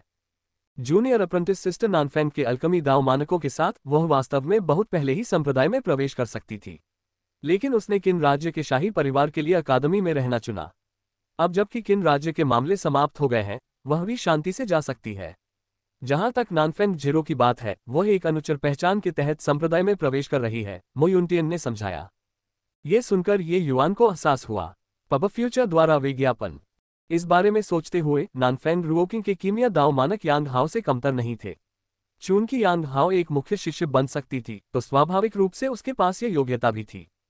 इसके अलावा ये युवान के मार्गदर्शन में नानफेंग रुओकिंग की यिन यांग पृथक्करण प्रवाह तकनीक पहले से ही प्रवेश स्तर के चरण में थी। कीमिया के मामले में उसने संभवतः यांग हाओ को पहले ही बहुत पीछे छोड़ दिया है। ये युवान जानता था कि हर मुख्य शिष्य संप्रदाय में 5 अनुचर ला सकता है। लू एर को भी अनुचर की स्थिति के तहत लाया गया था। लू एर की बात करें तो उसके शरीर में मौजूद ठंड के जहर को एसेंस यांग पिल द्वारा अस्थायी रूप से दबा दिया गया था, लेकिन ये युवान की मौजूदा ताकत के साथ वह अभी भी ठंड के जहर की जड़ को पूरी तरह से हटाने में असमर्थ था। इसलिए लू एर अभी भी कुछ समय तक खेती नहीं कर सका। तो यह मामला है। तो क्या शिक्षिका नानफेंग वरिष्ठ प्रशिक्षु बहन नानफेंग नहीं बन गई? खैर, इस तरह मेरे पास एक अतिरिक्त सैन्य भतीजी है। इसके बारे में सोचते हुए ये बहुत बुरा नहीं है, ये युवान ने मुस्कुराते हुए कहा। हे, बड़ी बहन नानफेंग एक पल में एक पीढ़ी जवान हो गई। कितना दयनीय। लू एर अपना मुंह ढककर हंसने से खुद को रोक नहीं पाए। नानफेंग जीरो इतनी क्रोधित थी कि उसने गोल आंखों से घूरते हुए गुस्से से कहा, तुम्हारी लड़ाकू भतीजी कौन है? मैं तुम्हारे साथ लड़ने जा रही हूं, ये युवान। नानफेंग जीरो ने अपनी तलवार निकाली और वार किया। ये युवान ने उसे हल्के से चकमा दिया। अब नानफेंग जीरो के मजाक को भूल जाए, भले ही उसने अपनी पूरी ताकत लगा दी हो, वह भी ये युवान को वार नहीं कर सकती। नानफेंग रुओकिंग ने मुस्कुराते हुए कहा, ठीक है जीरो, वरिष्ठ प्रशिक्षु भाईमो अभी भी यहाँ है, अपने आप को मूर्ख मत बनाओ। इसके अलावा ये युवान ने जो कहा वह सही है। वरिष्ठता के अनुसार अब आप वास्तव में उनकी सैन्य भतीजी हैं। नानफेक जिरो को भी पता था कि वह ये युआन को नहीं हरा सकती और गुस्से से बोली, हुन्फ, मैं उसकी लड़ाकू भतीजी नहीं बनना चाहती। झगड़े के एक दौर के बाद नानफेक जिरो ने चाहे जो भी हो ये युआन को मार्शल अंकल कहने से इनकार कर दिया। मो यूनतियान ने अपना मुंह खोला और कहा, ठीक है, देर हो रही है, चलो चलें। पब फ्यूचर द्वारा विज्ञापन। बात खत्म करते हुए मो यूनतियन ने लापरवाही से हाथ हिलाया। एक छोटी सी उड़ने वाली नाव सबके सामने आ गई। यह एक उड़ने वाली आत्मा की कलाकृति थी जिसमें करीब 10 लोग बैठ सकते थे। समूह उड़ते जहाज पर सवार हो गया और शांत बादल संप्रदाय के लिए रवाना हो गया। ... 2 दिन के बाद उड़ती हुई नाव एक ऐसे पहाड़ पर उतरी जहां प्रचुर मात्रा में आध्यात्मिक क्यूई मौजूद थी। ये स्थान प्राकृतिक आत्माओं से संपन्न था और इसमें अनेक पर्वत श्रृंखलाएं थीं, बिल्कुल नश्वर संसार के स्वर्ग के समान। उड़ती हुई नाव सीधे पहाड़ की तलहटी में उतरी। मो यूनतियन ने उड़ती हुई नाव को एक तरफ रख दिया और सभी से कहा, यह स्थान आत्मा आशीर्वाद पर्वत है और संप्रदाय का स्थान भी है। संप्रदाय के शिष्यों को बिना अनुमति के संप्रदाय में हवा में उड़ना नहीं चाहिए, इसलिए हम केवल यहां उतर सकते हैं और पहाड़ पर पैदल चल सकते हैं। तो ये जगह स्पिरिट ब्लेसिंग माउंटेन है। मैं बचपन से ही इस जगह का इंतजार कर रहा था, मैं पहली बार यहां आया हूं। इस जगह पर स्वर्ग और पृथ्वी की सार ऊर्जा इतनी प्रचुर है, डेनवू अकादमी की तुलना में बहुत अधिक शक्तिशाली। नानफेक जिरो ने इसे महसूस करने के बाद आश्चर्य से कहा, संप्रदाय के पास एक संप्रदाय रक्षक भव्य समूह है। भव्य समूह के भीतर एक आत्मा एकत्रीकरण संरचना है। यहाँ सार ऊर्जा स्वाभाविक रूप से अन्य स्थानों की तुलना में बहुत समृद्ध है, ये युवान ने बेपरवाही से कहा। मो यूनतियन ने आश्चर्य से कहा, जूनियर प्रशिक्षु भाई ये भी व्यू रचनाएं जानते हैं? एक नज़र में ही भ्रम को समझ लेना। थोड़ा बहुत जानता हूँ, मैं व्यू रचनाओं की शक्ति को महसूस कर सकता हूँ, लेकिन कौन सी व्यू रचनाएं हैं यह मैं नहीं बता सकता, ये युवान ने कहा। वास्तव में ये युवान ने एक नज़र में ही सब कुछ समझ लिया था। इस सरणी संरचना को यिन yang turbid heaven grand array कहा जाता था, जो एक अर्धस्तरीय 5 सरणी संरचना थी। बस इतना था कि मो यूनतियन के सामने अत्यधिक राक्षसी व्यवहार करना अच्छा नहीं था, यही वजह थी कि उसने दिखावा किया कि उसे नहीं पता। जब मो यूनतियन ने ये युवान को ये कहते सुना तो उसका आश्चर्य थोड़ा कम हो गया। इस जूनियर प्रशिक्षु भाई की मार्शल दाव में प्रतिभा आश्चर्यजनक थी, जबकि कीमिया दाव में उनकी उपलब्धियां बहुत अधिक थीं। अगर वह व्यू रचनाएं भी जानता था तो ये बहुत ही भयानक था। पब फ्यूचर द्वारा विज्ञापन। यह मेरे शांत बादल संप्रदाय के संप्रदाय की रक्षा करने वाली भव्य सरणी यिन yang turbid heaven grand array एक अर्धस्तरीय 5 सरणी संरचना है। इसकी शक्ति अत्यंत महान है। औसत आत्मा सागर क्षेत्र पावरहाउस इस संरचना को तोड़ने में असमर्थ है। यिन yang turbid heaven grand array की बात करते हुए मो यूनतियन भी काफी गर्वित था। मो यूनतियान का परिचय सुनकर नानफेक रुओकिंग और भतीजी ने आश्चर्यचकित चेहरे प्रकट किए। सोल सी रियल्म पावरहाउस उनके लिए किंवदंतियों जैसा कुछ था, लेकिन ऐसा पावरहाउस वास्तव में ट्रैंक्विल क्लाउड सेक्ट की रक्षा करने वाले ग्रैंड एरे को तोड़ने में असमर्थ था। इस ग्रैंड एरे की ताकत देखी जा सकती थी, लेकिन ये युवान शांत और संयमित रहा और कुछ नहीं बोला, लेकिन वह अपने दिल में मो यूनतियन की बातों से कुछ हद तक असहमत था। पता नहीं किस बेवकूफ ने ये सरणी बनाई, ये पूरी तरह खामियों से भरी हुई है। ये युवान के थोड़े से निरीक्षण के बाद उसने कम से कम 7 या 8 स्थानों की खोज की जहां भव्य व्यू रचना थोड़ी कमजोर थी। अगर उसके पास ही ट्रांसफॉर्मेशन रियल्म की ताकत होती तो इस व्यू रचना को तोड़ना एक खेल की तरह होता। तो इस रचना को तोड़ने के लिए सोल सील रियल्म पावरहाउस की क्या जरूरत थी? तथाकथित अर्धस्तरीय 5 सरणी संरचना मूलतः स्तरीय 4 सरणी संरचनाओं की सर्वोच्च शक्ति का प्रतिनिधित्व करती थी। इसका यह भी अर्थ था कि भले ही व्यू को तोड़ने वाले व्यक्ति के पास आत्मा सागर क्षेत्र की चरम शक्ति हो, फिर भी वे इस व्यू रचना को बलपूर्वक तोड़ने के बारे में भूल सकते हैं। लेकिन ये युवान ने अनुमान लगाया कि वर्तमान संप्रदाय की रक्षा करने वाली व्यू रचना के लिए जब तक व्यू रचना को तोड़ने वाले व्यक्ति के पास मध्य स्तर की आत्मा सील क्षेत्र शक्ति है, वे इसे बलपूर्वक पूरी तरह से तोड़ सकते हैं। Yin yang turbid heaven grand array tier 5 array संरचनाओं के बीच शीर्ष अस्तित्वों में से एक था।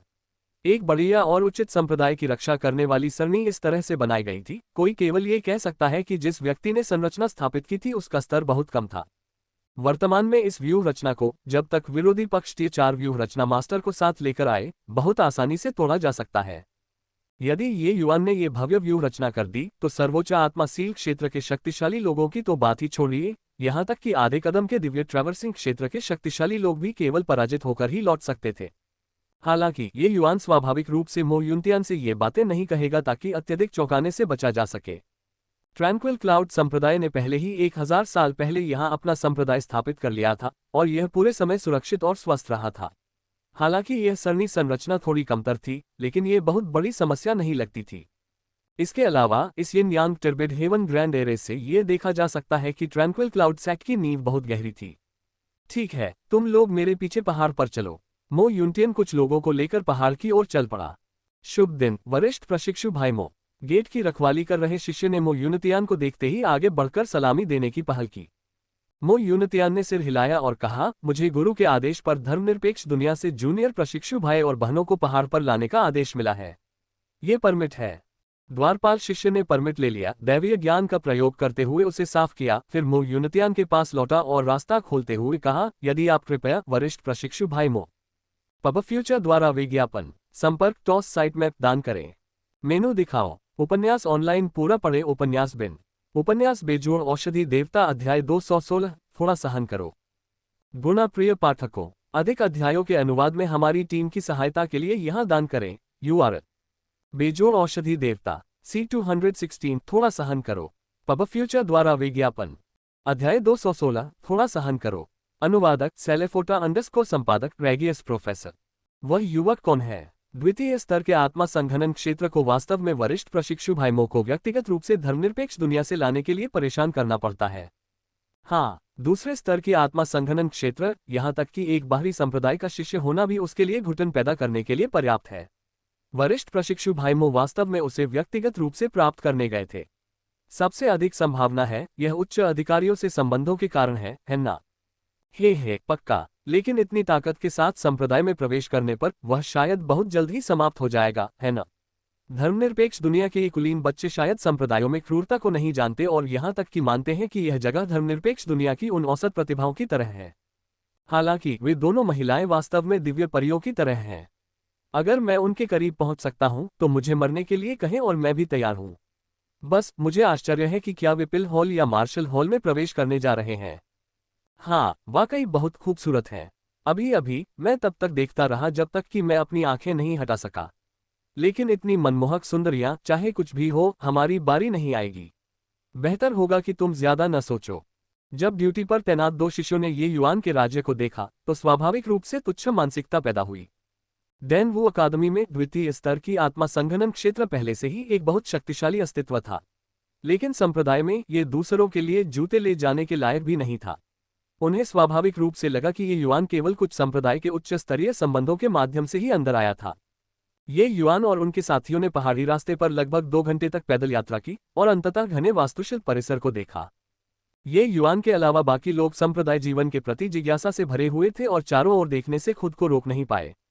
ठीक इसी समय एक शिष्य जैसा दिखने वाला युवक आया और मो यूनतियान को सलामी देते हुए कहा, वरिष्ठ प्रशिक्षु भाई मो झांग जिंग हो, बढ़िया।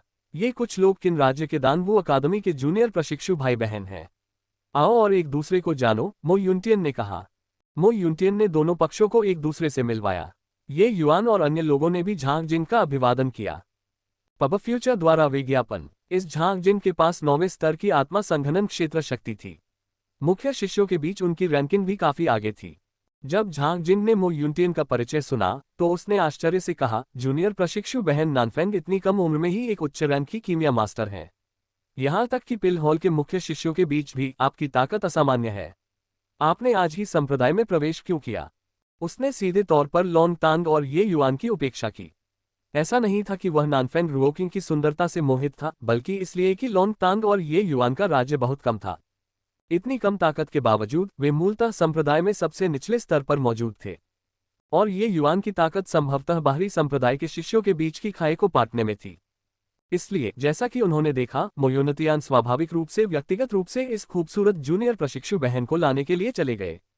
संप्रदाय के शिष्यों को धर्मनिरपेक्ष दुनिया के मामलों से बहुत सरोकार नहीं था। ये युआन और लॉन्ग टैंग द्वारा 9 स्वर्ग मार्ग को साफ करने के मामले के बारे में संप्रदाय में शायद ही कोई जानता हो। झांग जिन को भी स्पष्ट रूप से नहीं पता था। यांग हाओ को केवल इसलिए पता था क्योंकि याओ कियान ने इस बार दूत की भूमिका निभाई थी। धर्मनिरपेक्ष दुनिया में वह एक पत्थर की दीवार से टकरा गया। लौटने के बाद स्वाभाविक रूप से वह इसे चारों ओर फैलाने नहीं गया। नानफेंग रुओकिंग ने मुस्कुराते हुए कहा, क्योंकि धर्मनिरपेक्ष दुनिया में अभी भी कुछ मामलों से निपटना बाकी था, इसलिए मैंने कुछ समय के लिए देरी कर दी। तो यह मामला है। लेकिन जूनियर अप्रेंटिस बहन को चिंता करने की जरूरत नहीं है, अपनी ताकत के साथ आप बहुत जल्द पिल हॉल में मजबूती से खड़ी हो सकेंगी। तब तक हम सभी वरिष्ठ प्रशिक्षु भाइयों को शायद आप पर भरोसा करना होगा, जूनियर अप्रेंटिस बहन झांग जियांग ने मुस्कुराते हुए कहा। वास्तव में शांत बादल संप्रदाय के भीतर पिल हॉल में लोगों की संख्या मार्शल हॉल की तुलना में बहुत कम थी, लेकिन उनकी स्थिति मार्शल हॉल से ऊपर थी। हर कोई मार्शल आर्टिस्ट बन सकता है, लेकिन हर कोई कीमियागर नहीं बन सकता। विशेषकर औषधीय गोलियों के साथ स्थापित शांत बादल संप्रदाय में कीमियागरों का स्थान और भी ऊंचा था। पब फ्यूचर द्वारा विज्ञापन, इसका कारण कोई और नहीं बल्कि मार्शल कलाकार ही थे जो औषधीय गोलियों से दूर नहीं रह सकते थे। मार्शल हॉल स्वाभाविक रूप से पिल हॉल से भी अलग नहीं हो सकता था। यहां तक कि आज के मार्शल हॉल के प्रमुख जियाओ जियान भी यह कहने की हिम्मत नहीं करते कि वे पिल हॉल पर निर्भर नहीं हैं। इसलिए झांग जिन ने नानफेंग रुओकिंग से दोस्ती केवल इसलिए नहीं की क्योंकि वह सुंदर थी, बल्कि इसलिए भी क्योंकि वह एक उच्च रैंक की कीमिया मास्टर थी जिसमें बहुत संभावनाएं थीं। नानफेंग रुओकिंग की उम्र को देखते हुए धर्मनिरपेक्ष दुनिया में इस तरह के क्षेत्र में खेती करने में सक्षम होने के लिए उसकी भविष्य की उपलब्धियां निश्चित रूप से असाधारण होंगी। अब उसके साथ अच्छे संबंध बनाना स्पष्ट रूप से कोई बुरी बात नहीं थी। हालांकि जब झांग जिंग नानफेंग रुओकिंग की चापलूसी कर रहा था, तो नानफेंग रुओकिंग की नजर जानबूझकर या अनजाने में ये युआन की ओर चली जाती थी। यदि याओ कियान ने ये युआन को अपमानित न किया होता, तो यदि वह पिल हॉल में जाता, तो संभवतः उन तथाकथित प्रतिभाओं को परास्त कर देता, है न? वरिष्ठ प्रशिक्षु भाई बहुत दयालु हैं, रुओकिंग इसके लायक नहीं है। नानफेंग रुओकिंग ने हल्के से मुस्कुराया और त्रुटिहीन तरीके से विनम्रता व्यक्त की। मो यूनतियान ने देखा कि झांग जिंग ने निर्णय लेने में गलती की है, लेकिन उसने इसे उजागर नहीं किया। ताकत को खुद ही साबित करना पड़ता है। दूसरे लोगों की मौखिक कथाएं विश्वसनीय नहीं हो सकती। ये युआन की प्रतिभा की ताकत से वह स्वाभाविक रूप से लोगों के बीच गिरकर मर नहीं जाएगा। भविष्य में झांग जिंग इसे खुद देखेगा। झांग जिंग, मुझे अभी मास्टर को रिपोर्ट करना है। आप मेरी ओर से नए जूनियर अप्रेंटिस भाइयों और बहनों के लिए जगह की व्यवस्था करें, मो यूनतियन ने कहा। ठीक है, आगे बढ़िए वरिष्ठ प्रशिक्षु भाई, मैं इससे निपटा दूंगा। हम जूनियर अप्रेंटिस सिस्टर नानफैन को पिल बैरक में और लॉन्ग टैन को ह्यूमन बैरक में रखें। जहां तक जूनियर अप्रेंटिस भाई एक ही बात है। यहां तक बोलते हुए मो यूनतियन एक पल के लिए चुप हो गया। ऐसा लग रहा था कि वह ये युआन को कैसे रखा जाए, इस पर विचार कर रहा था। चिंता मत करो वरिष्ठ प्रशिक्षु भाई, मैं जूनियर प्रशिक्षु भाई ये को बाहरी संप्रदाय में एक अच्छी जगह की व्यवस्था करने में मदद करूंगा, झांग जिंग ने आगे कहा। झांग जिंग ने जिस तरह से देखा, ये युआन की उम्र बहुत कम थी। ये साधना क्षेत्र निश्चित रूप से औषधीय गोलियों का उपयोग करके बनाया गया था और उसकी ताकत बहुत भयानक होनी चाहिए। उसके लिए मुख्य शिष्य बनना असंभव था। पब फ्यूचर द्वारा विज्ञापन, इसलिए जिस तरह से झांग जिंग ने ये युआन को देखा वह गेट पर ड्यूटी पर मौजूद शिष्यों के जैसा ही था। उसने सोचा कि मो यूनतियान इस बात पर विचार कर रहा था कि ये युआन के चेहरे पर कैसे विचार किया जाए ताकि वह बहुत बुरा न लगे। अप्रत्याशित रूप से मो यूनतियन ने अपना हाथ हिलाया और कहा, आप गलत हैं। जूनियर प्रशिक्षु भाई ये एक मुख्य शिष्य हैं। उन्हें बाहरी संप्रदाय में कैसे रखा जा सकता है, इसके बारे में क्या जूनियर प्रशिक्षु भाई ये को इसे थोड़ा सहना होगा और फिलहाल पृथ्वी बैरक में रखा जाएगा। झांग जिंग ने जब ये सुना तो वह वहीं स्तब्ध रह गया और काफी देर तक कोई प्रतिक्रिया नहीं की। थोड़ा सहन कर लो, अर्थ बैरक, सीनियर अप्रेंटिस भाई मो को बुखार तो नहीं था, है न? क्या द्वितीय स्तर के आत्मा संघनन क्षेत्र के एक छोटे से नौसिखिए को पृथ्वी बैरक में रखने से भी उसे कष्ट हो रहा था। शांत बादल संप्रदाय के मुख्य शिष्यों के आवास 3 स्तरों में विभाजित थे, स्वर्ग बैरक, पृथ्वी बैरक और मानव बैरक। मानव बैरकों के आवासों में हलचल सबसे अधिक थी क्योंकि अक्सर ऐसे लोग होते थे जिन्हें बाहरी संप्रदाय में शामिल कर लिया गया था। पृथ्वी बैरक अपेक्षाकृत स्थिर था। इन लोगों की ताकत मुख्य शिष्यों के बीच मध्यम थी। झांग जिंग पृथ्वी बैरक में रह रहा था। हेवन बैरक श्रेष्ठ शिष्यों के लिए तैयारी शिविर था। यहाँ के प्रत्येक छात्र में श्रेष्ठ शिष्य बनने की योग्यता थी। बेशक ये सिर्फ योग्यता की बात थी। एक श्रेष्ठ शिष्य बनना बहुत कठिन था। यहाँ तक कि अगर कोई कुलीन शिष्य भी होता जो बाहर हो जाता और कोर शिष्य में प्रवेश कर जाता, तो भी वह बहुत जल्दी वापस आ सकता था। कुलीन शिष्यों और कोर शिष्यों के बीच यही अंतर था। और स्वर्ग बैरकों के भीतर कुछ बहुत ही राक्षसी शिखर 9वें स्तर आत्मा संक्षेपण क्षेत्र के अलावा वस्तुतः उनमें से सभी आधे चरण क्रिस्टल गठन क्षेत्र अस्तित्व थे। ये युआन केवल द्वितीय स्तर की आत्मा संघनन क्षेत्र था और उसके साथ एक ही शिविर में रहने जा रहा था। आप मजाक कर रहे हैं जूनियर प्रशिक्षु भाई, ये आपको इस पद पर नियुक्त करने के बारे में आपको कोई शिकायत तो नहीं है न? मो यूनतियान ने पूछा। सब कुछ वरिष्ठ प्रशिक्षु भाई मो की व्यवस्था के अनुसार है, ये युआन ने कहा।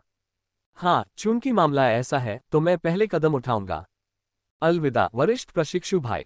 मो यूनतियान आराम से चले गए और झांग जिन को असमंजस की स्थिति में छोड़ गए। पब फ्यूचर द्वारा विज्ञापन। संपर्क टॉस साइट मैप दान करें। मेनू दिखाओ। उपन्यास ऑनलाइन पूरा पढ़े। उपन्यास बिन। उपन्यास बेजोड़ औषधि देवता अध्याय 217 भयानक बैंगनी केंद्र आत्मा मंत्र। गुणा प्रिय पाठकों, अधिक अध्यायों के अनुवाद में हमारी टीम की सहायता के लिए यहां दान करें। URL बेजोड़ औषधि देवता C217 भयानक बैंगनी केंद्रीय आत्मा मंत्र। पब फ्यूचर द्वारा विज्ञापन अध्याय 217 भयानक बैंगनी केंद्र आत्मा मंत्र। अनुवादक सेलेफोटा _ संपादक रेगियस प्रोफेसर। वरिष्ठ प्रशिक्षु भाई झांग, क्या हमें नहीं जाना चाहिए? ये युआन ने याद दिलाया जब उसने झांग जिन को अभी भी अचंभित देखा। तभी झांग जिंग एक सपने से जागने की तरह चौंका, क्योंकि उसने बार बार सिर हिलाया और कहा, ओह ठीक है, मैं आप सभी को पहले अपनी पहचान टोकन लेने के लिए लाऊंगा। झांग जिंग ने कुछ लोगों के चेहरों पर एक नजर डाली और मन ही मन उदास होने से खुद को नहीं रोक सका। क्या ऐसा हो सकता है कि इन लोगों को मानव बैरक और पृथ्वी बैरक के बीच का अंतर नहीं पता था? या फिर कोई प्रतिक्रिया क्यों नहीं हुई? लॉन्ग टैंग को नजरअंदाज करते हुए नानफेग रुओकिंग की भतीजी भी पहले से ही 5वें स्तर की आत्मा संघनन क्षेत्र में थी। ये युआन को वरिष्ठ प्रशिक्षु भाई मो द्वारा पृथ्वी शिविर में नियुक्त किया गया था। क्या उनके मन में इसके बारे में कोई विचार नहीं था? इस पर विचार करते हुए झांग जिन ने कहा कि इस तरह की असामान्य प्रतिक्रिया का कारण केवल उनकी अज्ञानता ही है। उन्होंने ये भी सोचा कि क्या ये युआन ने जानबूझकर वरिष्ठ प्रशिक्षु भाईमो को नाराज किया था। यही वजह थी कि वरिष्ठ प्रशिक्षु भाईमो ने उन्हें परेशान करने के लिए इस तरह की विधि का इस्तेमाल किया। चाहे कुछ भी हो, चूंकि वरिष्ठ प्रशिक्षु भाईमो ने ऐसा कहा है, इसलिए उसे यह करना ही होगा। झांग जिंग ने सभी को अपने अपने टोकन वापस लेने के लिए बुलाया और सबसे पहले नानफेंग रुओकिंग को मानव बैरक में भेजा। आप लोग पहचान के टोकन अच्छी तरह से संग्रहित करते हैं। न केवल वे आपकी पहचान दिखाते हैं, बल्कि संप्रदाय में काम करते समय वे एक अपरिहार्य वस्तु भी हैं। न केवल इस पर आपके बारे में विस्तृत जानकारी है, बल्कि आपके लिए संप्रदाय योगदान बिंदु भी हैं। शांत बादल संप्रदाय में धर्मनिरपेक्ष दुनिया की संपत्ति पूरी तरह से बेकार है। आपके सभी कार्य योगदान बिंदुओं से निकटता से जुड़े हुए हैं। खेती स्थल, औषधीय गोलियां, औषधीय जड़ी बूटियां, खेती की तकनीकें, हथियार इत्यादि सभी के आदान प्रदान के लिए योगदान बिंदुओं की आवश्यकता होती है। दूसरे शब्दों में, अंकों के बिना आपको 1 इंच भी आगे बढ़ना मुश्किल लगेगा। झांग जिंग ने विस्तार से बताया। पब फ्यूचर द्वारा विज्ञापन। ये युआन ने अपनी दिव्य भावना को पहचान चिन्ह में डाला और जैसी की उम्मीद थी, उसने अपने व्यक्तिगत विवरण और बिंदु देखे। हाँ, मेरे टोकन में 100 पॉइंट हैं। क्या ये असली पॉइंट हो सकते हैं? ये युआन ने पूछा। नानफेंग रुओकिंग और लॉन्ग तांग ने भी अपनी दिव्य भावना को टोकन में डाला और जैसा कि अपेक्षित था, उन्होंने देखा कि उनके पास भी 100 अंक थे। झांग जिंग ने सिर हिलाया और कहा, ये सही है। कोई भी शिष्य किसी भी रैंक का क्यों ना हो, जब तक आप संप्रदाय में प्रवेश करते हैं, आपको 100 अंक मिलेंगे। लेकिन ईमानदारी से कहूं तो ये 100 अंक कुछ न होने से थोड़े ही बेहतर हैं। ओह, ऐसा क्यों है? ये युआन ने उत्सुकता से पूछा। झांग जिंग ने मुस्कुराते हुए कहा, उदाहरण के लिए साधना स्थलों को ही लें।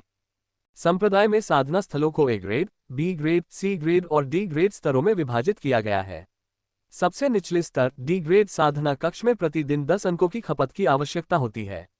C ग्रेड साधना कक्ष प्रतिदिन 50 अंक है। B ग्रेड साधना कक्ष प्रतिदिन 100 अंक है, जबकि उच्चतम A ग्रेड साधना कक्ष प्रतिदिन 200 अंक है। 100 अंक केवल एक दिन के लिए B ग्रेड साधना कक्ष में साधना करने के लिए पर्याप्त हैं। सबको एहसास हुआ कि ये 100 अंक तो बस भिखारियों को बाहर करने के लिए थे। ऐसा लगता था कि संप्रदाय में प्रवेश करने के बाद पहली बात साधना करना नहीं, बल्कि अंक अर्जित करना था। या फिर बिना अंकों के मतलब है कोई साधना संसाधन नहीं। साधना संसाधन नहीं होने का मतलब है दूसरों से पीछे रह जाना। दूसरों से पीछे रह जाना मतलब है बाहर हो जाना। यह एक दुष्चक्र था। क्या मैं वरिष्ठ प्रशिक्षु भाई झांग से पूछ सकता हूं कि हमें अंक कैसे मिलते हैं? लॉन्ग तांग, जो पूरे समय चुप रहा, ने प्रश्न पूछा। जब आप सभी लोग बैठ जाएं, तो आप सपोर्ट स्टार पवेलियन में जाकर देख सकते हैं। वहां अंक प्राप्त करने के तरीकों की विस्तृत सूची दी गई है। एक नज़र डालने पर आपको पता चल जाएगा। कुल मिलाकर, यदि आप अंक प्राप्त करना चाहते हैं, तो आपको संप्रदाय में एक निश्चित स्तर का योगदान करना होगा और अपने योगदान का उपयोग अंकों के लिए करना होगा।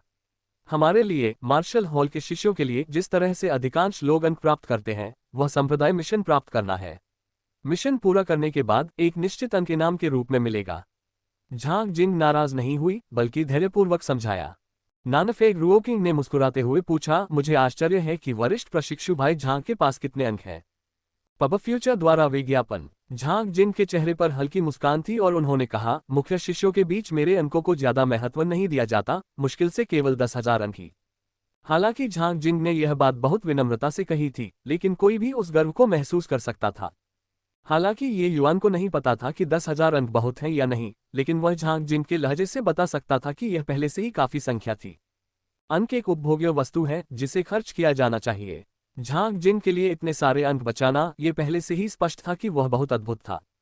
ये युआन को अचानक कुछ याद आया और उसने झांग जिन से पूछा, वरिष्ठ प्रशिक्षु भाई झांग, मुझे आश्चर्य है कि बैंगनी केंद्र आत्मा मंत्र के लिए कितने अंक चाहिए। झांग जिन दंग रह गया, लेकिन फिर भी उसने जवाब दिया, बैंगनी केंद्र आत्मा मंत्र और नीला दीपक बैंगनी यांग तलवार कला साधना कौशल के ये 2 सेट संप्रदाय के सर्वोच्च खजाने हैं। आवश्यक अंक बेहद भयानक हैं। बैंगनी केंद्र आत्मा मंत्र ऊपरी और निचले खंडों में विभाजित है। कुल मिलाकर इसके लिए 2 मिलियन अंकों की आवश्यकता होती है। सभी ने ठंडी सांस ली। भले ही उन्हें अभी अंकों के बारे में ज्यादा जानकारी न हो, लेकिन वे ये भी जानते थे कि ये 2 मिलियन अंक एक भयावह संख्या थी। ये युआन की आंखें सिकुड़ गईं और उसने फिर पूछा, क्या इसका मतलब यह है कि बैंगनी केंद्र आत्मा मंत्र की निचली मात्रा के लिए 1 मिलियन अंक की आवश्यकता है? झांग जिंग ने अपना सिर हिलाया और कहा, 1 मिलियन नहीं, बल्कि 1.4 मिलियन। बैंगनी केंद्र आत्मा मंत्र का दूसरा भाग अत्यंत गहरा है, इसलिए इसके बदले में मिलने वाले अंक और भी अधिक हैं। ये युआन को अंततः समझ में आ गया कि जियांग यून्हे 1 दशक से अधिक समय तक किन राज्य जैसी जगह पर क्यों रहा। मेरी शंकाओं का समाधान करने के लिए वरिष्ठ प्रशिक्षु भाई झांग को बहुत धन्यवाद। विनम्र होने की कोई आवश्यकता नहीं है। पब फ्यूचर द्वारा विज्ञापन। भले ही उसने सतह पर कुछ भी नहीं दिखाया, लेकिन झांग जिंग अभी भी ये युआन के सवालों के प्रति आलोचनात्मक था। ये युवक अपनी समझ से परे पहुंच रहा था, केवल दूसरे स्तर के स्पिरिट कंडेंसेशन दायरे में, और वह पहले से ही बैंगनी केंद्र आत्मा मंत्र के निचले आधे हिस्से के लिए आदान प्रदान करने के बारे में सोच रहा था। किसी को यह जानना था कि ऐसा इसलिए था क्योंकि संप्रदाय में कई कीमिया ग्रैंड मास्टर थे जो अंक प्राप्त करने में असमर्थ थे, इसलिए वे उस दायरे में फंस गए थे। इसके अलावा एक मार्शल हॉल शिष्य के रूप में क्या उसे एजियोर डिपर पर्पल यांग स्वॉर्ड आर्ट के लिए विनिमय नहीं करना चाहिए? क्या यह हो सकता है कि ये युआन भी एक कीमियागर बनने के बारे में सोच रहा था? अपने उचित व्यवसाय की अनदेखी का विशिष्ट मामला। वह स्पष्ट रूप से नहीं जानता था कि ये युआन ने बहुत पहले ही एजियोर डिपर पर्पल यांग तलवार कला को अपनी तलवार की मंशा में एकीकृत कर लिया था। पलक झपकते ही वे पिल बैरक में पहुंच गए। झांग जिंग ने नानफेंग रुओकिंग और नानफेंग जिरो को संबंधित मामलों को निपटाने के लिए बुलाया और समूह उठकर चला गया। इसके बाद उन्होंने लॉन्ग टेंग को मानव बैरक में भेज दिया। झांग जिंग, ये युआन और लू ए तीनों आखिरकार पृथ्वी बैरक में पहुंच गए। लेकिन एक बार जब वे पृथ्वी बैरक में दाखिल हुए तो कई जिज्ञासु आंखें ये युआन को देखने लगी। जूनियर अप्रेंटिस भाई, ये वह दक्षिण पूर्व कमरा भविष्य में आपका निवास होगा। पृथ्वी बैरक हमेशा अधिक तनावपूर्ण रहा है। उस घर का स्थान बहुत अच्छा नहीं है, लेकिन आप पहले उससे काम चला लें। झांग जिंग ने दक्षिण पूर्व दिशा में एक आंगन की ओर इशारा करते हुए कहा। कोई चिंता नहीं वरिष्ठ प्रशिक्षु भाई झांग, आपके लिए ये सफर बहुत कठिन रहा है। आपका बहुत बहुत धन्यवाद, ये युआन ने कहा। जबकि ये युआन जानता था कि यह झांग जिंग उसे नीची नजर से देख रहा था, उसे दूसरों की नजरों से कोई फर्क नहीं पड़ता था। आखिरकार उसने पूरे समय कड़ी मेहनत की थी, धन्यवाद देना अभी भी जरूरी था। झांग जिन को विदा करते हुए ये युआन लू एर को साथ ले आया और घर में प्रवेश करने ही वाला था कि कई लोगों ने रास्ता रोक लिया। मैंने सुना है कि हमारे अर्थ बैरक में एक नया व्यक्ति आया है। लगता है वह आप ही हैं। बोलने वाला एक 18 या 19 साल का युवक था जो 6ठे स्तर का आत्मा संघनन क्षेत्र था। ये किन राज्य में पहले से ही एक बहुत ही भयानक अस्तित्व था। हालांकि ये युआन ने अनुमान लगाया कि इस पृथ्वी बैरक में उसकी ताकत संभवतः सबसे नीचे थी। एक तरफ हट जाओ। दूसरे पक्ष ने स्पष्ट रूप से अच्छे इरादे से ऐसा नहीं किया था, इसलिए उसे भी विनम्र होने की आवश्यकता नहीं थी। हा, वह मुझे किनारे हटने को कह रहा है। एक बिगड़ैल लड़का जो बाहरी संप्रदाय के शिष्य से भी नीच है, उसने वास्तव में मुझे रास्ता बनाने को कहा। हा। कई लोग हंस पड़े क्योंकि उन्हें स्पष्ट रूप से महसूस हुआ कि ये युआन का मजाक बहुत ही हास्यास्पद था। पब फ्यूचर द्वारा विज्ञापन। संपर्क टॉस साइट मैप दान करें मेनू दिखाओ। उपन्यास ऑनलाइन पूरा पढ़े। उपन्यास बिन। उपन्यास बेजोड़ औषधि देवता अध्याय 218 उड़ा दिया गया। गुणा प्रिय पाठकों, अधिक अध्यायों के अनुवाद में हमारी टीम की सहायता के लिए यहां दान करें। URL बेजोड़ औषधि देवता C218 उड़ा दिया गया। Ads by pub future. अध्याय 218 उड़ा दिया गया। अनुवादक सेलेफोटा _ संपादक रेगियस प्रोफेसर। हाँ हाँ हाँ, क्या ऐसा हो सकता है कि किसी ने आपको यह नहीं बताया कि पृथ्वी बैरक में प्रवेश करते समय पहली बात यह है कि हमारे वरिष्ठ प्रशिक्षु भाई सेन को सम्मान देना है। अंदर जाना चाहते हैं, बात करने से पहले हमारे वरिष्ठ प्रशिक्षु भाई सेन को सम्मान दें, किसी ने बगल में कहा। इस वरिष्ठ प्रशिक्षु भाई सेन को सेंग यू कहा जाता था, जो पृथ्वी बैरक में एक स्थानीय तानाशाह था। बेशक उसकी दबंगई केवल उन शिष्यों के प्रति लक्षित थी जो उससे कमजोर थे, या उन शिष्यों के प्रति जो अभी अभी पृथ्वी बैरक में प्रवेश कर रहे थे। झांग जिन जैसे शिष्यों से वह स्पष्ट रूप से सम्मानजनक दूरी बनाए रखेंगे। सेंग यू ने ये युआन को शांति से देखा और मजाक करते हुए कहा, क्या तुम मुझे एक तरफ हटने के लिए कहना चाहते हो?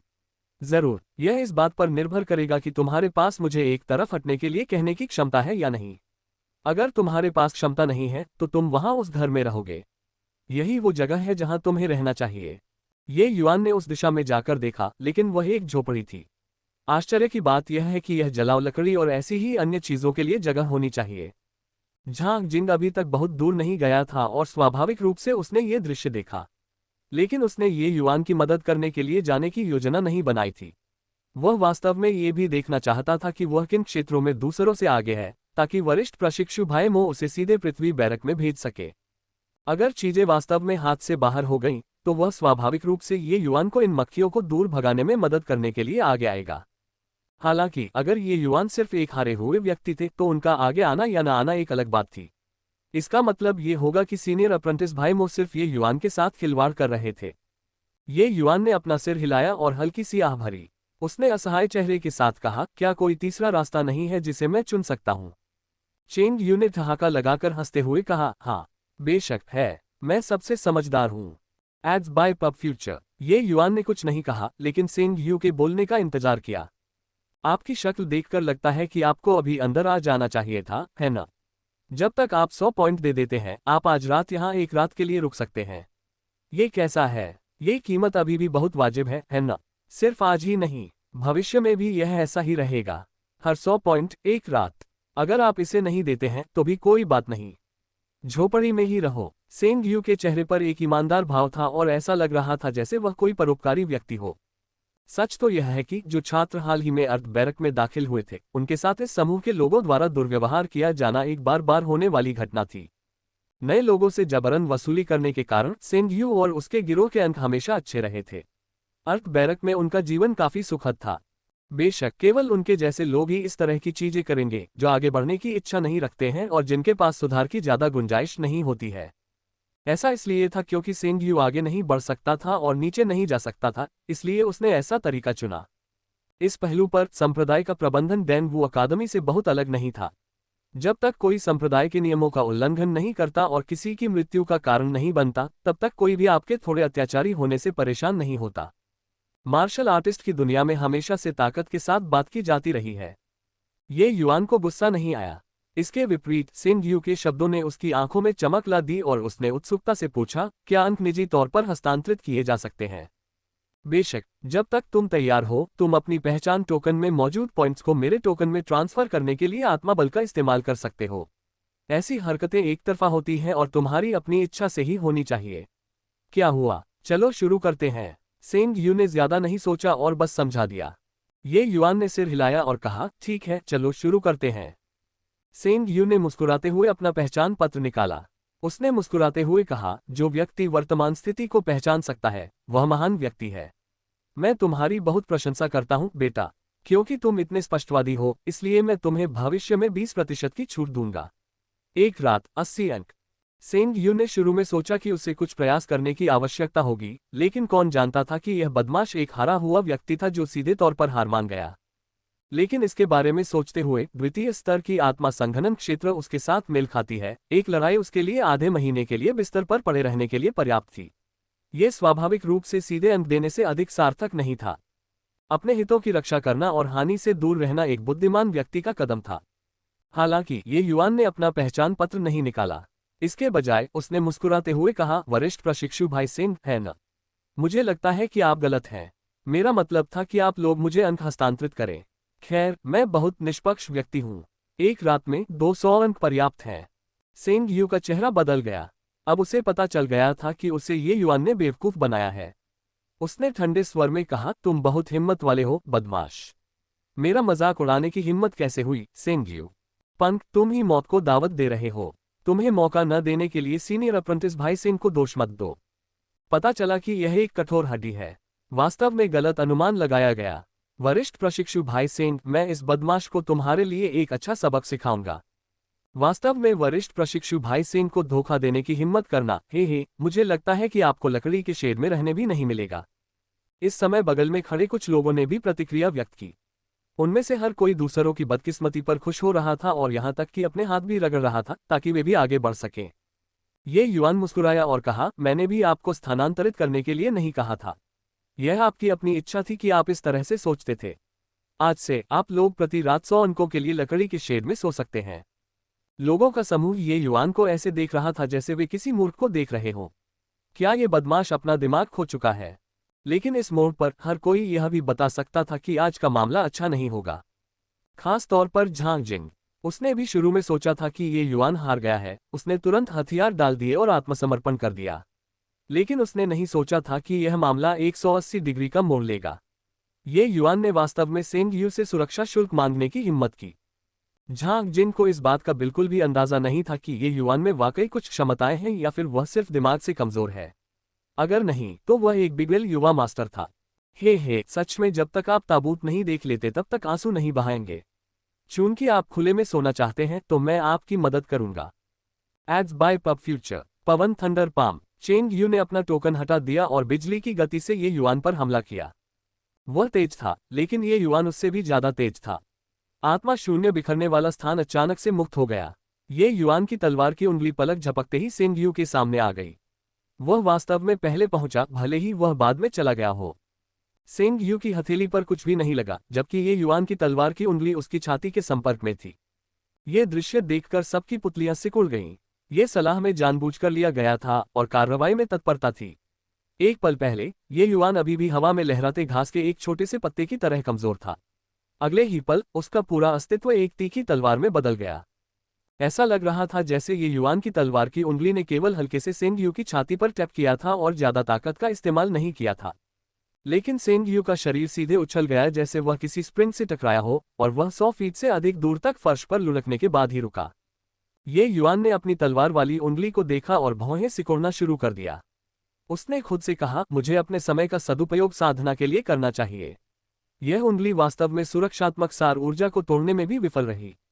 ये युवान के मुंह से यह वाक्य सुनकर सभी लोग पत्थर में बदल गए। एक दूसरे स्तर की आत्मा संक्षेपण क्षेत्र ने शीर्ष छठे स्तर की आत्मा संक्षेपण क्षेत्र सेंग यू को एक उंगली से उड़ा दिया और वास्तव में इस तरह के युद्ध के परिणाम से असंतुष्ट था। हालांकि सेंग यू एक तरह का गधा था, लेकिन उसकी ताकत को कमजोर नहीं माना जाता था। अगर ऐसा नहीं होता तो वह भी पृथ्वी बैरक में सुरक्षित रूप से नहीं रह पाता। पृथ्वी बैरकों में यदि कोई स्थानीय तानाशाह बनना चाहता है तो भी उसे कुछ कौशल की आवश्यकता होती है। वे पंथ के अनुयायी जिन्होंने अभी अभी पृथ्वी बैरक में रहने की योग्यता प्राप्त की थी, वे कोई नर्म खुरमा नहीं थे जिसे कोई भी निचोड़ सके। कुछ योग्यताओं के बिना उन्हें इसके बजाय उनके द्वारा मुंह की खानी पड़ सकती थी। लेकिन चेंग यू पहले भी नए शिष्यों को धमकाने में कभी विफल नहीं हुआ था। वह किसी भी आने वाले को धमकाता नहीं था। लोगों को धमकाने से पहले वह पहले दूसरे व्यक्ति के प्रदर्शन को देखता था। अगर सामने वाला व्यक्ति उग्र स्वभाव का हो तो वह निर्णायक रूप से हार मान लेता था।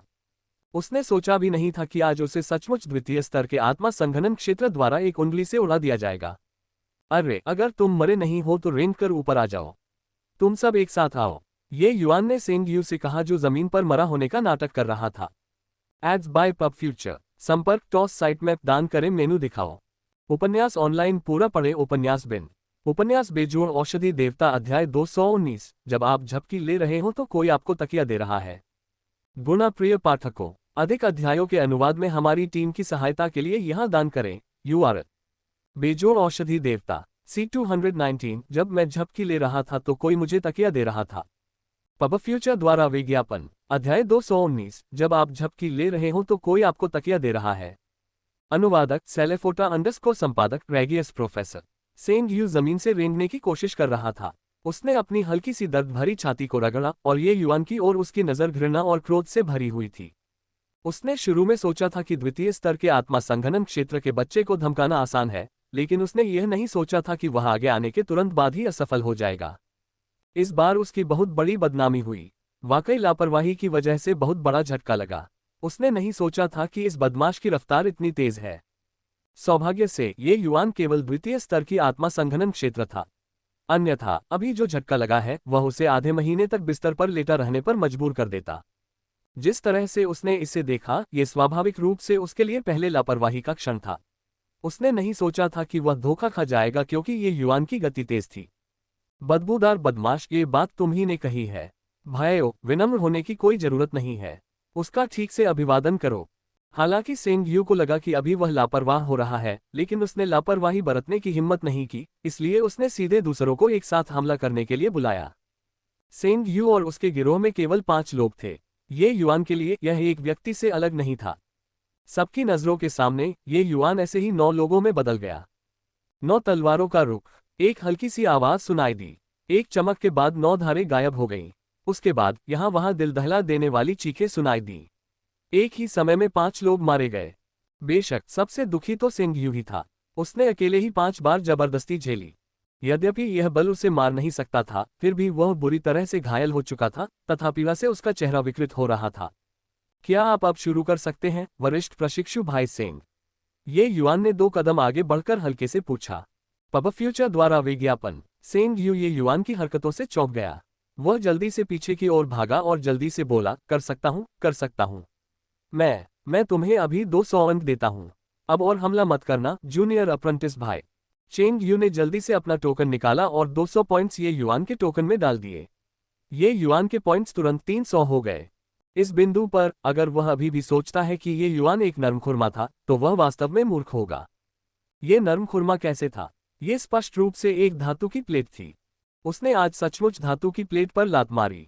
सेंग यू को इस समय पछतावा हो रहा था जब तक कि उसकी आंतें हरी नहीं हो गईं। उसने अभी अभी सुना था कि नवागंतुक केवल द्वितीय स्तर की आत्मा संघनन क्षेत्र था, इसलिए उसने बिना सोचे समझे सुरक्षा शुल्क वसूलने के लिए लोगों को बुला लिया। कौन जानता था कि वह संरक्षण शुल्क वसूलने में असफल हो जाएगा, लेकिन इसके बदले में संरक्षण शुल्क वसूल लिया गया। कितना काला हृदय! प्रति रात्रि 200 अंक एकत्रित करना ए ग्रेड साधना कक्ष के समान मूल्य था। उसके टोकन में सिर्फ 2000 पॉइंट थे। अगर यह बदमाश हर दिन प्रोटेक्शन फीस जमा करने लगे तो क्या इसका मतलब यह नहीं है कि उसके पॉइंट 10 दिन में खत्म हो जाएंगे? यह ऐसी स्थिति थी जहां व्यक्ति को जिस बात का डर होता था वही घटित हो जाती थी। ये युआन ने अन्य लोगों के अंक एकत्रित करने के बाद फिर से अपना मुंह खोला और कहा, भविष्य में हर दिन यहां रिपोर्ट करना। अंक लाना याद रखना। आप अभी भी वुडशेड में रहना चुन सकते हैं। ये बहुत सस्ता है, प्रति रात केवल 100 अंक। खैर, अगर आप नहीं आते हैं तो परिणाम खुद भुगतना होगा। तुम्हें तो हर दिन आना पड़ेगा। सेंग यू ने कड़वे चेहरे से पूछा। क्या मुझे फिर से दोहराने की जरूरत है? ये युआन ने सेंग यू को देखा और मुस्कुराते हुए पूछा। नहीं, जरूर आइए। मैं जरूर आऊंगा। यह जूनियर अप्रेंटिस भाई, ये क्या हम अब जा सकते हैं? सेंग यू ने कमजोरी से पूछा। बेशक आप ऐसा कर सकते हैं। मुझे मत बताना कि आप अभी भी चाहते हैं कि मैं आप लोगों को भोजन करने के लिए यहीं रोकूं। ये युआन ने शांत भाव से कहा। चेंग यू और बाकी लोगों को भारी दबाव से तुरंत राहत महसूस हुई और वे जल्दी से लुढ़ककर दूर चले गए। इसके बाद चुपचाप ये युआन लू एर को अपने छोटे से आंगन में ले आया। पब फ्यूचर द्वारा विज्ञापन। एक जोरदार धमाके के साथ दरवाजा बंद हुआ, जिससे सभी लोग चौंक कर जाग गए। कहाँ ये जूनियर प्रशिक्षु भाई कहाँ से आया है? क्या वह वास्तव में द्वितीय स्तर की आत्मा संक्षेपण क्षेत्र है? क्या ये बकवास नहीं है? क्या तुम्हारे पास आंखें नहीं हैं? शुरू से लेकर अंत तक उसकी सार ऊर्जा उतार चढ़ाव हमेशा द्वितीय स्तर की आत्मा संघनन क्षेत्र रही है। लेकिन क्या ये बहुत अजीब नहीं है? एक दूसरे स्तर की आत्मा संघनन क्षेत्र सेंग यू को हरा सकता है। क्या इस तरह से लड़ाई के लिए रैंकों में छलांग लगाना थोड़ा अतिशयोक्तिपूर्ण नहीं है? यह कोई अतिशयोक्ति नहीं है। मैंने पहले कभी संप्रदाय के भीतर युद्ध करने के लिए 4 छोटे क्षेत्रों को पार करने के बारे में नहीं सुना है। इस तरह की स्थिति केवल धर्मनिरपेक्ष दुनिया में ही होती है ना? हालांकि ये जूनियर अप्रेंटिस भाई अभी भी बहुत जल्दबाज है। उसने सेंग यू को इस तरह से हराया और यहां तक कि उनके अंक भी छीन लिए। सेंग यू निश्चित रूप से इस मामले को जाने नहीं देगा। हाँ, वरिष्ठ प्रशिक्षु भाई सेंग चेन के जल्द ही संप्रदाय में लौटने का अनुमान है ना? एक बार जब वह लौटेगा तो देखने के लिए एक अच्छा शो होगा। मुझे आश्चर्य है कि क्या ये जूनियर प्रशिक्षु भाई वरिष्ठ प्रशिक्षु भाई सेंग चेन का सामना करते समय इतना साहसी रहेगा। ये लोग ये युआन पर चर्चा कर रहे थे, लेकिन यह नहीं जानते थे कि ये युआन ने झांग जिन को कितना बड़ा झटका दिया था। उसे पूरा यकीन था कि ये युआन ने अभी अभी जरूर दया दिखाई होगी। उपस्थित लोगों में झांग जिन की साधना सबसे अधिक थी। इसके अलावा वह मो यूंटियन के समान ही था, वे दोनों एजियो डिपर पर्पल यांग स्वॉर्ड आर्ट में साधना करते थे। हालांकि तलवारदाव में झांग जिन की उपलब्धियों की तुलना मो यूंटियन से नहीं की जा सकती थी, फिर भी यह काफी गहन थी। अभी अभी ऐसा लग रहा था कि ये युआन ने अपनी उंगलियों से उस शक्ति को नष्ट कर दिया है, लेकिन झांग जिन को स्पष्ट रूप से तलवार की जानी पहचानी मंशा का आभास हो गया था। ऐसा लग रहा था, पर वास्तव में यह एजियो डिपर पर्पल यांग स्वॉर्ड इंटेंट नहीं था। झांग जिन के दिमाग में अचानक एक बेतुका विचार कौन था। हालांकि ये युआन का नीला डिपर बैंगनी यांग तलवार का इरादा सही लग रहा था, फिर भी गलत था, यह उससे भी अधिक मजबूत था। ये सिर्फ इतना था कि ये युआन अपनी ताकत से सीमित था और अपनी तलवार की मंशा की असली ताकत को उजागर नहीं कर सकता था। फिर भी यह उसके लिए रैंक बढ़ाने और युद्ध करने के लिए पर्याप्त था। यदि ये युआन ने अभी अपने हाथ में तलवार पकड़ी होती तो भी सबसे साधारण तलवार सेंग्यू को मारना उसके लिए हाथ घुमाने जितना आसान होता। पब फ्यूचर द्वारा विज्ञापन। जबकि उंगली के कौशल से तलवार की मंशा का अनुकरण किया जा सकता था, असली तलवार की तुलना में इसमें कुछ हिस्सों में हत्या करने की क्षमता और तीक्ष्ण इरादे की कमी थी। आक्रमण शक्ति स्वाभाविक रूप से बहुत खराब होगी। इसके अलावा सेंग्यू का क्षेत्र ये युआन से बहुत अधिक ऊंचा था, इसलिए ये युआन के लिए अपनी सुरक्षात्मक सार ऊर्जा को तोड़ना काफी कठिन था। यही कारण था कि ये युआन अपने राज्य के बहुत कम होने पर विलाप कर रहा था। अब उसे अंततः समझ में आया कि वरिष्ठ प्रशिक्षु भाई मो ये युआन को कहाँ रखना चाहते थे, इस पर क्यों झिझक रहे थे। वह इस बात पर अनिर्णित नहीं था कि ये युआन को पृथ्वी बैरक में रखा जाए या मानव बैरक में, लेकिन इस बात पर अनिश्चित था कि ये युआन को स्वर्ग बैरक में रखा जाए या नहीं। ये युआन की प्रतिभा स्वर्ग बैरक में मौजूद उन शैतानों से जरा भी कम नहीं थी। गलत, ये और भी अधिक होना चाहिए। स्वर्गीय बैरकों में उन दुष्टों में से कौन ऐसा है जो अपने से 4 छोटे लोग ऊपर के साथी शिष्यों को कुचल सकता है, जब वे द्वितीय स्तर के आत्मा संघनन क्षेत्र में थे। ये युआन की प्रतिभा के साथ स्वर्ग बैरक में उन शैतानों को चुनौती देना केवल समय की बात थी। इस समय झांग जिन को लगा कि जो कुछ भी अतार्किक था वह तर्कसंगत हो गया है। मो यूंटियन की हिचकिचाहट, लोंग तान की उदासीनता, नानफेंग रुओकिंग की शांति। इससे पहले झांग जिन ने सोचा कि यह बहुत असामान्य था। अब जाकर उसे पता चला कि उन्हें तो ये स्वाभाविक और सही लगा। ... ये युआन को दूसरों के आश्चर्य से कोई मतलब नहीं था। वह इस समय काफी संतुष्ट महसूस कर रहा था। उसे अभी भी चिंता थी कि अंक प्राप्त करना बहुत परेशानी भरा होगा और समय की बर्बादी होगी। उसने नहीं सोचा था कि जब वह झपकी लेना चाहेगा तो कोई उसके लिए तकिया लेकर आएगा। संप्रदाय में प्रवेश करने के ठीक बाद किसी ने 1000 अंक वितरित किए। मूल अंक जोड़ने पर इस छोटे से कार्य में उनके पास पहले से ही 1100 अंक थे। बहुत बढ़िया, अब वह एक ग्रेड साधना कक्ष में पूरे 5 दिन प्रशिक्षण ले सकता है। ये युआन के लिए सबसे महत्वपूर्ण मुद्दा था साधना क्षेत्र को आगे बढ़ाना। पिछली बार ब्लैक क्रो ओल्ड मैन से युद्ध करते समय मिली सफलता के बाद से 1 महीने का समय पहले ही बीत चुका था। इस 1 महीने के दौरान उन्होंने कई प्रमुख जीवन और मृत्यु की लड़ाइयों का अनुभव किया और बहुत पहले ही अपने राज्य को मजबूत कर लिया था। अब साधना क्षेत्र में उसकी सफलता पहले से ही हाथ में थी। वह केवल उसका इंतजार कर रही थी। अपने आवास में बसने के बाद ये युआन ने एक ग्रेड साधना कक्ष में जाने की तैयारी की। उसने एक ही बार में 4थे स्तर के आत्मा संघनन क्षेत्र को तोड़ने की योजना बनाई। पब फ्यूचर द्वारा विज्ञापन। संपर्क टॉस साइट मैप दान करें। मेनू दिखाओ। उपन्यास ऑनलाइन पूरा पढ़े। उपन्यास बिन। उपन्यास बेजोड़ औषधि देवता अध्याय 220 ए ग्रेड कल्टीवेशन रूम के लिए हो।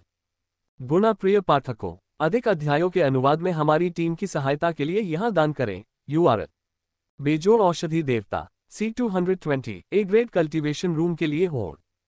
एड्स बाय पब फ्यूचर अध्याय 220 ए ग्रेड कल्टीवेशन रूम के लिए हो। अनुवादक सेलेफोटा _ संपादक रेगियस प्रोफेसर। अगले दिन ये युआन सुबह सुबह साधना स्थल पर पहुंच गया। ड्यूटी पर मौजूद शिष्य ने ये युआन की तरफ देखा और उदासीनता से कहा, वहां हरे रंग के प्रकाश स्तंभ पर अपना पहचान टोकन स्वाइप करें और खुद ही कमरा ढूंढ लें। अभी भी कई डी ग्रेड कमरे हैं, आप जो चाहे चुन लें। मुझे एक ए ग्रेड साधना कक्ष चाहिए। ये युआन समझाने की जहमत नहीं उठा सका और सीधे तौर पर कह दिया। उस शिष्य ने सोचा कि उसने गलत सुना है और पूछा, आपने क्या कहा? मैंने कहा था कि मुझे ए ग्रेड साधना कक्ष चाहिए। ये युआन ने फिर दोहराया। वह शिष्य ये युआन को देखकर उत्सुकता से पूछने से खुद को रोक नहीं सका, क्या तुम्हारे पास इतने अंक हैं? इस शिष्य को ये युआन को नीची नजर से देखने के लिए दोषी नहीं ठहराया जा सकता था। दूसरे स्तर की आत्मा संघनन क्षेत्र की ताकत एक बाहरी संप्रदाय के शिष्य के मानकों से ज्यादा नहीं थी। बाहरी संप्रदाय के अनुयायियों के लिए अंक बहुत ही शानदार चीज थी। मूल रूप से वे केवल वही 100 अंक प्राप्त कर सकते थे जो संप्रदाय द्वारा शुरू से ही दिए जाते थे। वे बस अंक के लिए कोई स्रोत प्राप्त नहीं कर सकते थे। यहाँ तक कि अगर वे संप्रदाय मिशन करने के लिए गए तो वे केवल उन मिशनों को चुन सकते थे जिनमें बहुत कम अंक पुरस्कार थे, अधिकतम कई सौ अंक। और इन बाहरी संप्रदाय के शिष्यों के लिए ये कठिनाई कोई साधारण प्रकार की बड़ी नहीं थी। मिशन के दौरान कई लोग अपनी जान गंवा देते थे। भले ही उन्होंने मिशन पूरा करने के बाद कई सौ अंक प्राप्त किए हों, लेकिन उनके लिए ए ग्रेड खेती के कमरों में उनका उपयोग करना भी असंभव था। ये बहुत ज्यादा खर्चीला था। Ads by pub future. इसलिए जब ड्यूटी पर तैनात इस शिष्य ने पहली बार ये युआन पर नजर डाली तो उसने निश्चय किया कि वह सी ग्रेड से ऊपर के साधना कक्षों का उपयोग नहीं कर सकता। सभी साधना कक्षों को आत्मा एकत्रीकरण संरचनाओं द्वारा समर्थित किया गया था।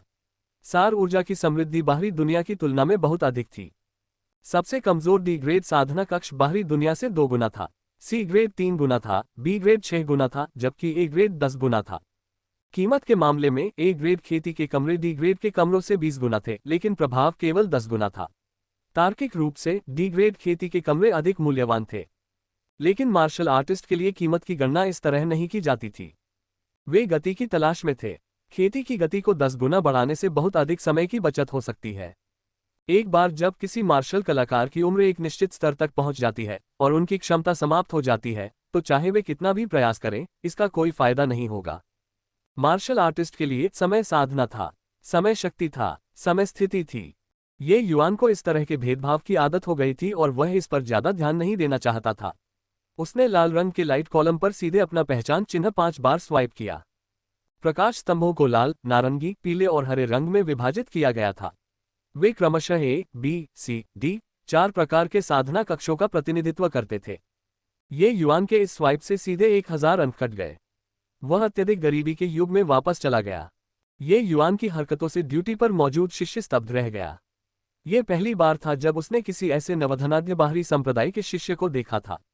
मैं 5 दिनों के लिए ए ग्रेड साधना कक्ष का उपयोग करना चाहता हूं। वरिष्ठ प्रशिक्षु भाई, कृपया इसकी व्यवस्था करें। ड्यूटी पर मौजूद शिष्य कुछ देर के लिए हतप्रभ रह गया, फिर होश में आया और बोला, ओह ठीक है। अब एक आखिरी ए ग्रेड साधना कक्ष बचा है। ये साधना कक्ष की गुप्त कुंजी है। इस बार ये युआन के दंग रह जाने की बारी थी। उसने नहीं सोचा था कि ए ग्रेड साधना कक्ष इतने लोकप्रिय थे। वास्तव में केवल एक ही बचा था। क्या लोगों ने नहीं कहा कि अंक बहुत कीमती हैं? इतने सारे अमीर लोग क्यों थे? हालांकि ये युआन इस बारे में चिंतित होने के मूड में नहीं था। उसने गुप्त कुंजी अपने हाथ में ले ली और खेती करने के लिए अंदर जाने वाला था।